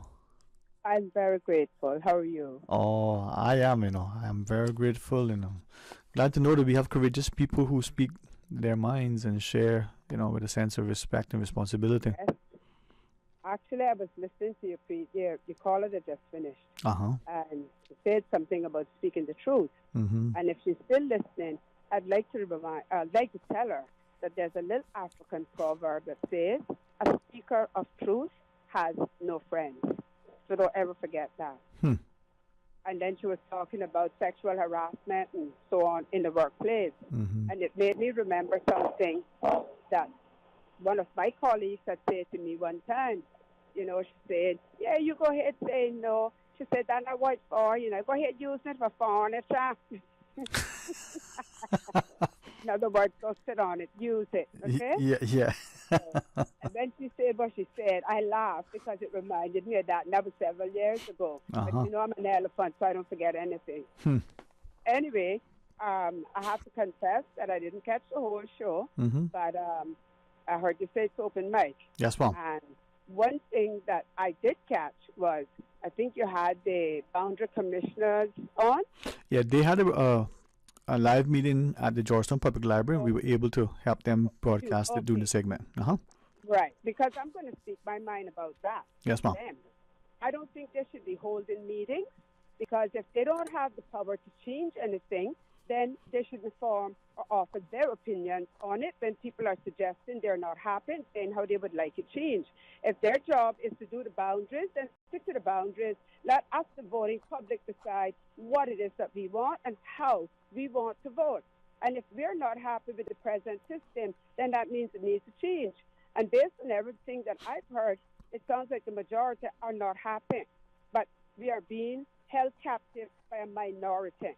So I can repeat myself to say, since they are not empowered to make these changes, they should not fight down people and their wishes and their suggestions.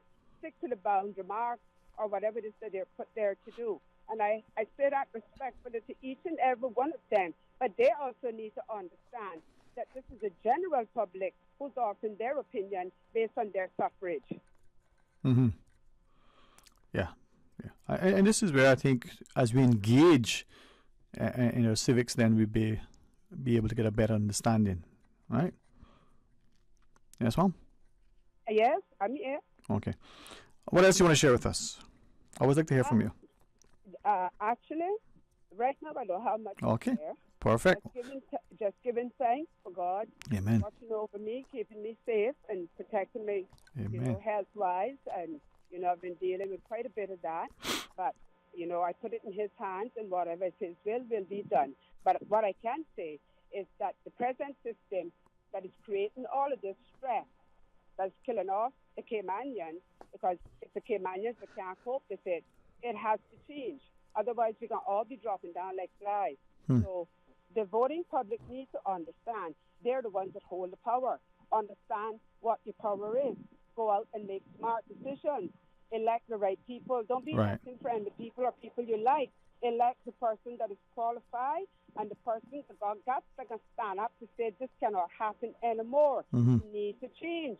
Our people are suffering. Our people are the ones dying. Our people are the ones who are being foreclosed on. Nothing is being done to look out for them or to protect them. All you hear is talk, talk, talk. We got a little 2x4 island here that is very much overpopulated, which has now created other problems, not just traffic problems. It's created economic problems. It's created on social unrest. The crime has risen, and nobody seems to want to address that. And you know what? To the voting public, you need to ask yourself why. You elect people to represent you. Are you truly being represented in the way you want to be represented? And I'm going to leave you with that. Thank you. You can have another caller on. Thank you so much. Always encouraged by your comments. Enjoy your afternoon, ma'am. Thank you. Okay, thanks. Got a number of calls. Let's take the next one. Thank you for sharing. Good afternoon. Hello. Good afternoon. Hello. Hi. Hi. Aha, a familiar voice again. How are you? I am good. That you are.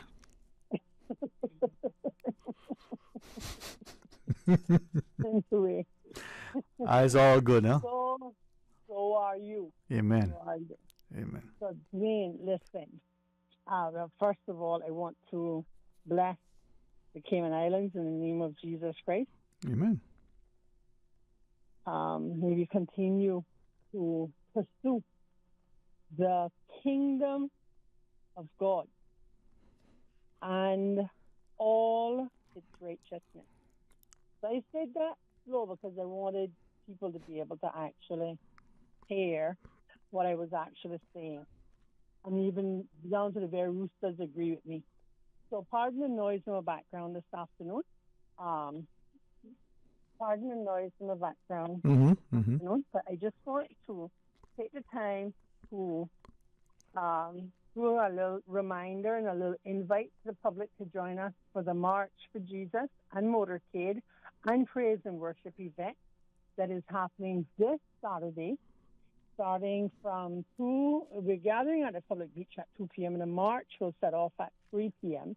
And we're hoping to be into town for 6 p.m. for the Praise and Worship event to start. But what we also want, we don't want people to just join us. We want people to be healthy, be safe, be smart.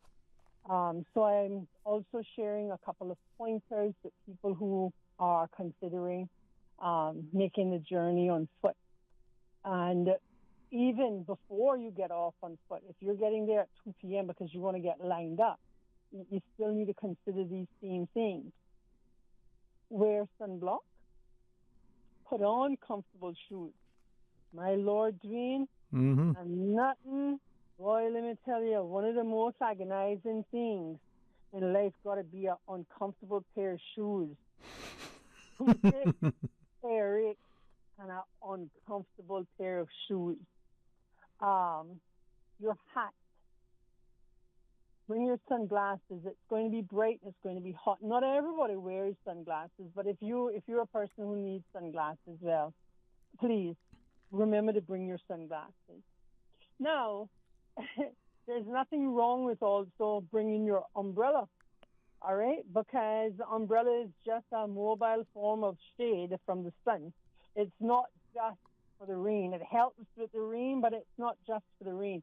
So bring your umbrella because that'll help shade you from the sun also. And one thing that when speaking with Mr. Duval over at HSA yesterday, who is responsible for the ambulance team, that was highlighted between us both was a wet cloth. You just get a wet cloth and you put it around your neck, and it helps to control your body temperature. You also will have a wet cloth to wipe your face and your head if you're getting hot as well. And wear cool and loose clothing. So these are some of the things that can help keep you comfortable and safe as you're making that journey, and healthy as you're making that journey up to 4th Street to join up with the Praise and Worship event.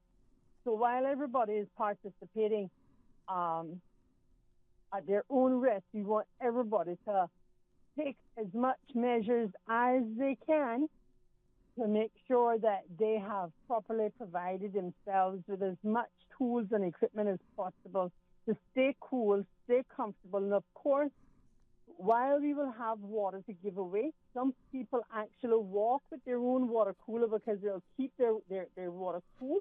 It also helps reduce the amount of garbage that we have to collect. And we're going to have our garbage collection team as well, because when we come off our road, it's not going to be not even a chewing gum wrapper left on our road from our marching people, right? Mm-hmm. But there are persons who prefer to have their own cooler, so bring your own cooler along with you so that you can keep your water cool as you go along. We're going to have those water stops along the way, and we'll have marshals as well. But we want you to do as much as you can to keep yourself cool and comfortable on Saturday. So that is for the March for Jesus, March and Motorcade. Gather at 2 p.m. at the 7 Mile Beach, public beach. Dwayne, we've been through this last week. We know you only one public. When you say gather at public beach, then you know it's 7 Mile on 7 Mile Beach we're talking about. But anyway, I know. We've got some convoluted sense of how this thing really works. So let me just go ahead and try to just get it clear to everybody. We're talking about the 7 Mile public beach. So we're going to meet at 2 o'clock. And then the Pathfinders is actually leading the procession. That's the Seventh-day Adventist Youth Marching Group.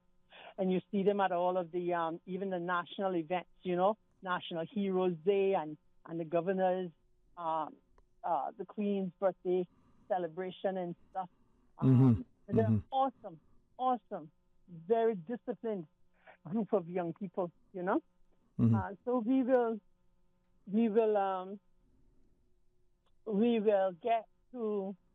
start off, at 3 p.m., being led by the Pathfinders, and then other persons who choose to walk along in that march. And we've got, goodness gracious, it really exploded on us, Dwayne, with the number of organizations and churches and stuff and groups that registered online just because they wanted to help us to be able to plan better for this event.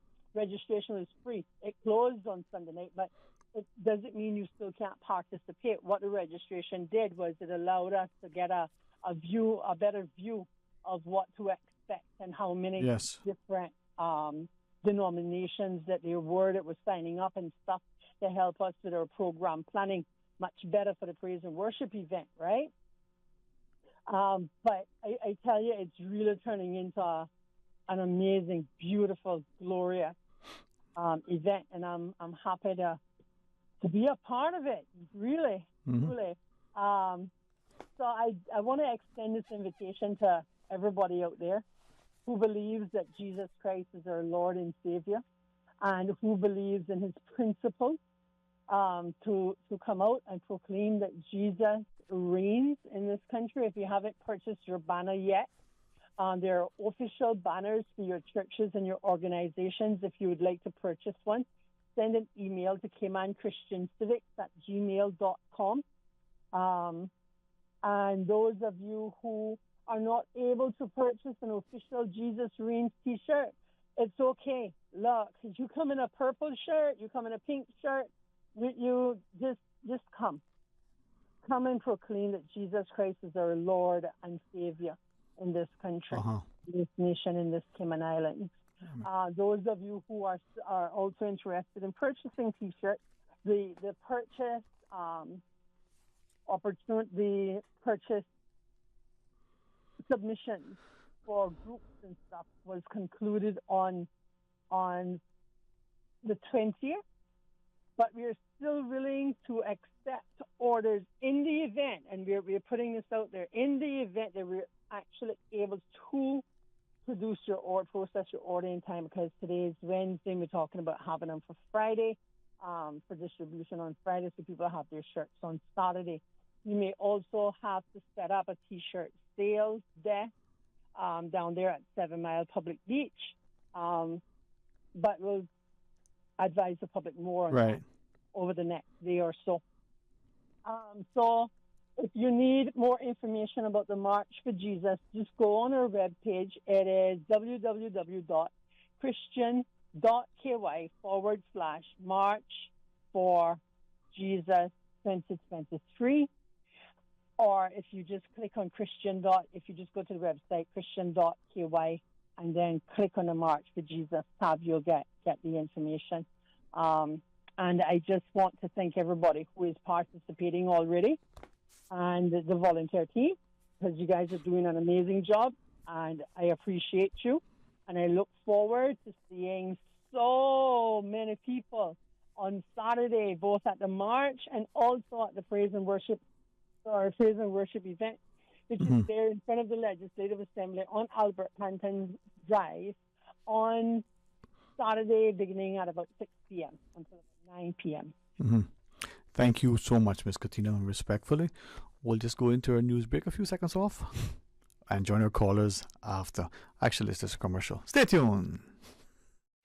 How can you make a classic BLT sandwich even better? Well, by adding tuna. Wow. The land meets the sea in Subway's new sandwich, the Tuna BLT, available for a limited time. The Tuna BLT is exploding with flavor. Imagine crispy, juicy bacon strips on top of tuna, fresh lettuce, and slices of tomato, topped with your favorite sauce and choice of freshly baked bread. Enjoy the best of both worlds with the Tuna BLT from Subway. Subway, eat fresh. A caring and community spirit, cherished family and cultural values. These are some of the things that still embodies the Caymanian way of life in the Eastern Districts today. Savannah Pharmacy, your neighborhood pharmacy, located in Countryside Shopping Village, is delighted to offer products and services of real value. Whether it's catering to your family's medical needs or carrying apparel, gifts, and beauty products, Savannah Pharmacy provides you with more than just prescriptions. Remember, they're always just around the corner with everything your family needs and convenient opening hours, including Sundays and holidays. Savannah Pharmacy. For more information, call 946-3336. Freedom, Cayman Rack. Freedom, Little Cayman. Soft breezes, blue waters, no traffic. Unwind and rejuvenate your mind, body, and soul. Sister Island Staycations, a taste of freedom. Discover all that our sister islands have to offer.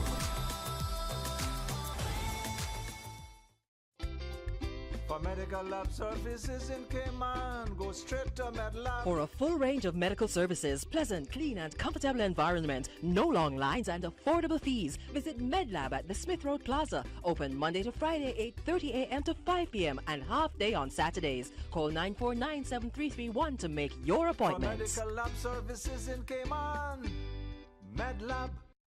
The offices of dermatologist Dr. Wayne Porter will be taking appointments from May 28th through June 12th at his Crew Road Clinic. Appointment slots are limited. Whether you're seeking advanced skincare, Botox, filler, cosmetic skin enhancements, or simply looking to reduce wrinkles, Dr. Porter offers a full-service dermatology and dermatological surgery practice. For more information, email dr.portercayman@gmail.com or call 946-9020 to book your appointment today. That is 946-9020.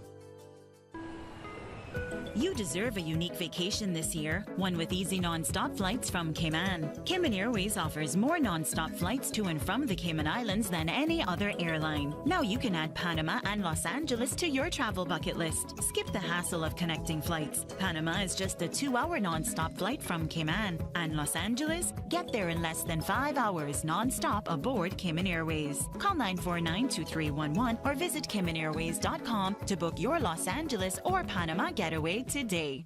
Talk today. But I do have some questions.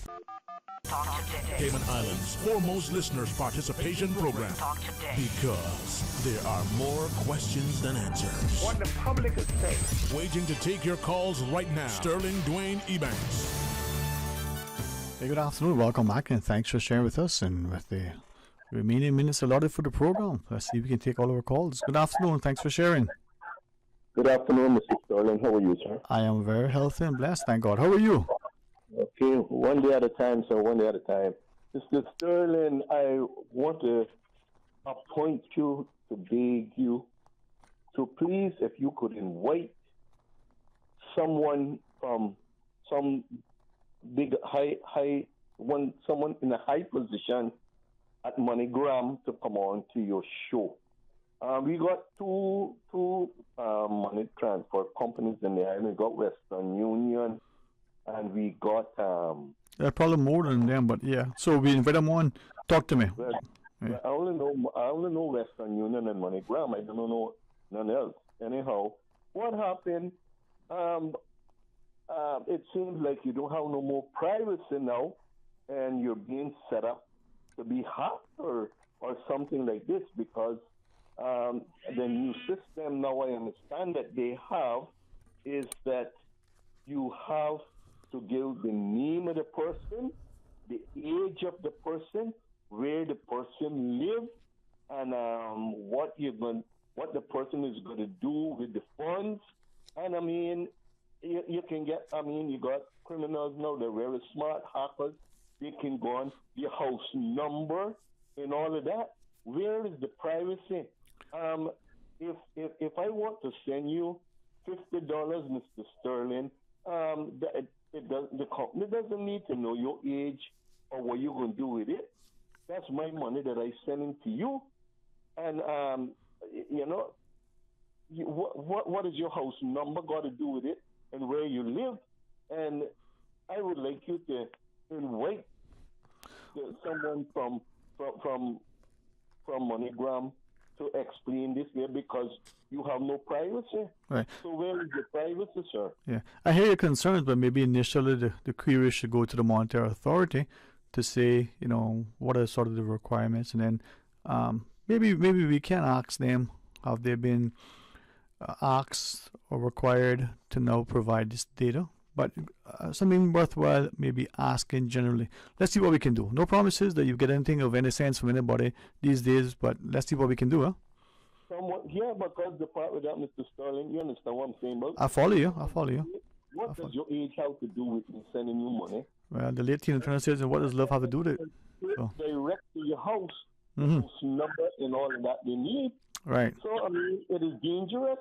They got hackers that can set and go to your house and rob you too. Yeah. I hear your concerns. Let's ask. I would like you to invite someone. At least let's start with MoneyGram, and if they say, it's a higher authority requirement, then we can get somebody else. But I would like you to invite them on. I wouldn't necessarily go that far just yet, but let's ask the inquiry. Let's do that. Okay? Hey, thanks, Mr. G. We can probably take another call. Let's see how we can work this in. Welcome. Good afternoon. Thanks for calling. Hi, Sterling. How you doing? Hey, how are you? I'm good. Good to hear from you. Good to hear. Good to speak to you. Thank you. I'd heard you earlier when you came on around 1, and some of the questions were how cowardly we've become, and it's really true, because I think about some of the statistics with the voting in terms of the average age, especially in the Bordentown district, and the average age of voters then that voted in the last election, I think, is something like 51 and 49. So, that concerns me, that our average age of voters isn't any lower. And it means then that we've got a higher population of older persons who are voting, and yet we have so many issues that are affecting our young people. And perhaps they feel as if they wouldn't count, but they do. And the way to bring change and to be able to have their voices heard is to be encouraged that they register to vote and they come out to vote and participate. So even these district electoral boundary meetings that are being held, there's Zoom options that are there, and they should be coming out to ensure that they understand what this electoral change could bring if districts are opened up and more electoral boundaries are created. You think about the issue with the change in the cars and not bringing cars that are over 7 years old. That affected Caymanians, and as much as it affected the foreigners, but it should have kind of been focused more that Caymanians still had the options, because we seem to have been penalized with the foreigners, and I'm not sure that that's fair, because then that also affected younger persons having the ability to purchase cars, because they don't necessarily have the means, given the levels of income, to go and secure loans to purchase vehicles. And so, you know, it's almost like they're in a conundrum. You know, they're not sure Right. to forward what steps to take. But yeah, I just thought that it's important that they pay attention to what's happening right now in terms of this electoral issues, and that they do get out and register to vote, and that they become active in their communities, you know, because at the end of the day, they are the future. And it's okay that we have ages of 51 and 49 as an average of those persons voting, but to me, that's a shame, actually. I was hoping that the average age would have probably been around 30 to 35, hoping that that's where the numbers were, but obviously it's not. And I think that should be a concern for all of us, if the average age is a half a century. Yeah. Yeah. And to that caller that just called, I mean, I understand his concern, but certainly that MoneyGram and Western Union have enough technology that there aren't hackers that get into that, because then they would actually remove funds. But in terms of having data, like who the persons are, you have to think that in the bank, they're going to want to know where you are living, what's your permanent address. They want to have something that has proof of address, proof of identity, so that they know that the person sending is legit, that you aren't laundering money. And you can launder money with $50 every time, so that it becomes inconspicuous. And then you want to ensure that the person receiving is the person that actually receiving funds are the correct person. Mm-hmm. But you're going to have a compliance officer that's going to look at this, and so some of them require you to show proof that you actually withdrew the funds from your account. So there's some, perhaps they're not understanding the whole rationale behind the questioning, but there are always rationale behind the questioning. Yeah, sometimes we don't, as a public, sufficiently informed, or when we are, we don't fully understand because maybe we didn't hear it all, or it wasn't shared as coherently or as, clearly as possible. But then too, we are seeing what customers are sharing, that sense that they're feeling a greater sense of intrusion. As an example, a person says, they went to their financial institution, they want to transfer money from their personal account to another customer at the same institution personal account, and to be required to fill out information. I'm transferring it from, one account to the next within the same institution. Some would say, well, that's kind of strange. But then what about the allegations of the move to digital currencies? Allegedly, the Jamaican Prime Minister had a press briefing that says, this is coming, get used to it. You no longer will be interacting with people. It's going to be artificial intelligence, and absolutely no more currency in the paper sort of medium that we're accustomed to. You're going to have to go digital. Yeah, they went to Western Union the other day, and what they wanted was proof of address, proof of employment, copy of your receipt showing that you actually withdrew the money from your funds. And if you don't have that, then it's creating an issue for you to actually send that little $50 or that $100 out of the country. So yeah, it's really a precautionary measure. And I think once people understand the need and what happens with us as a jurisdiction, and to remain our high rating, we don't want to jeopardize that either. So there is that, but then there's also the seemingly reported statistic that there are a large percentage of unbanked people, not only here but globally. So it's interesting to see how things are materializing, and we may want, in the Cayman context, to preserve our reputation, but then we seem to be willing to ignore certain things that allegedly by some of the professions could be potential reputational risk. So I appreciate your perspective. I know we're at the end. Any quick thoughts? No, none at all. Just want to encourage young people to get out and vote, and those of you who have young people in your household, get them out and get them registered. Get them registered, right? We never know. Definitely. We saw the last election come a little early. This one is April 2025, if I'm informed correctly, but it could be before. But God's willing, it'll always be safe, civil, and highly, subscribed by our electorate. So we have almost 100% attendance, right? Yeah. All right. Thanks again. Thank you. You're welcome. Okay. Bye-bye. All right. Well, thank you all for sharing. And even if we have difference of opinion, let's respect each other's right to share. Let's defend, the democracy that allows dissenting views, and let's ensure that we champion as much our right to speak as we defend others' right to do so as well. Thanks the election office again for the few minutes at the start of the program for being able to air the Boundaries Commission, sort of meeting at Georgetown Public Library, and for those in the other districts, in all of the districts, attend the meetings as scheduled. We'll get the dates and share with you as the week unfolds. All right, tomorrow is Thursday. You all ready? Can I believe it? In my mind, it's already Saturday, but hey, that's just a different story. All right, enjoy it. Thank you again. See you tomorrow. God bless. Talk Today is brought to you by Subway, open 24 hours in Countryside, Anderson Square in Georgetown, and Centennial Towers in West Bay. And by the Ministry of District Administration, Tourism and Transport. Explore your history, explore your land, explore your sister islands. MedLab in Smith Road Plaza, your complete medical laboratory solution. Call 949-7331. And Savannah Pharmacy in Countryside Shopping Village, convenient opening hours including Sundays and holidays. And Cayman Airways. Call them on 949-2311 to book your nonstop flights to Los Angeles and Panama.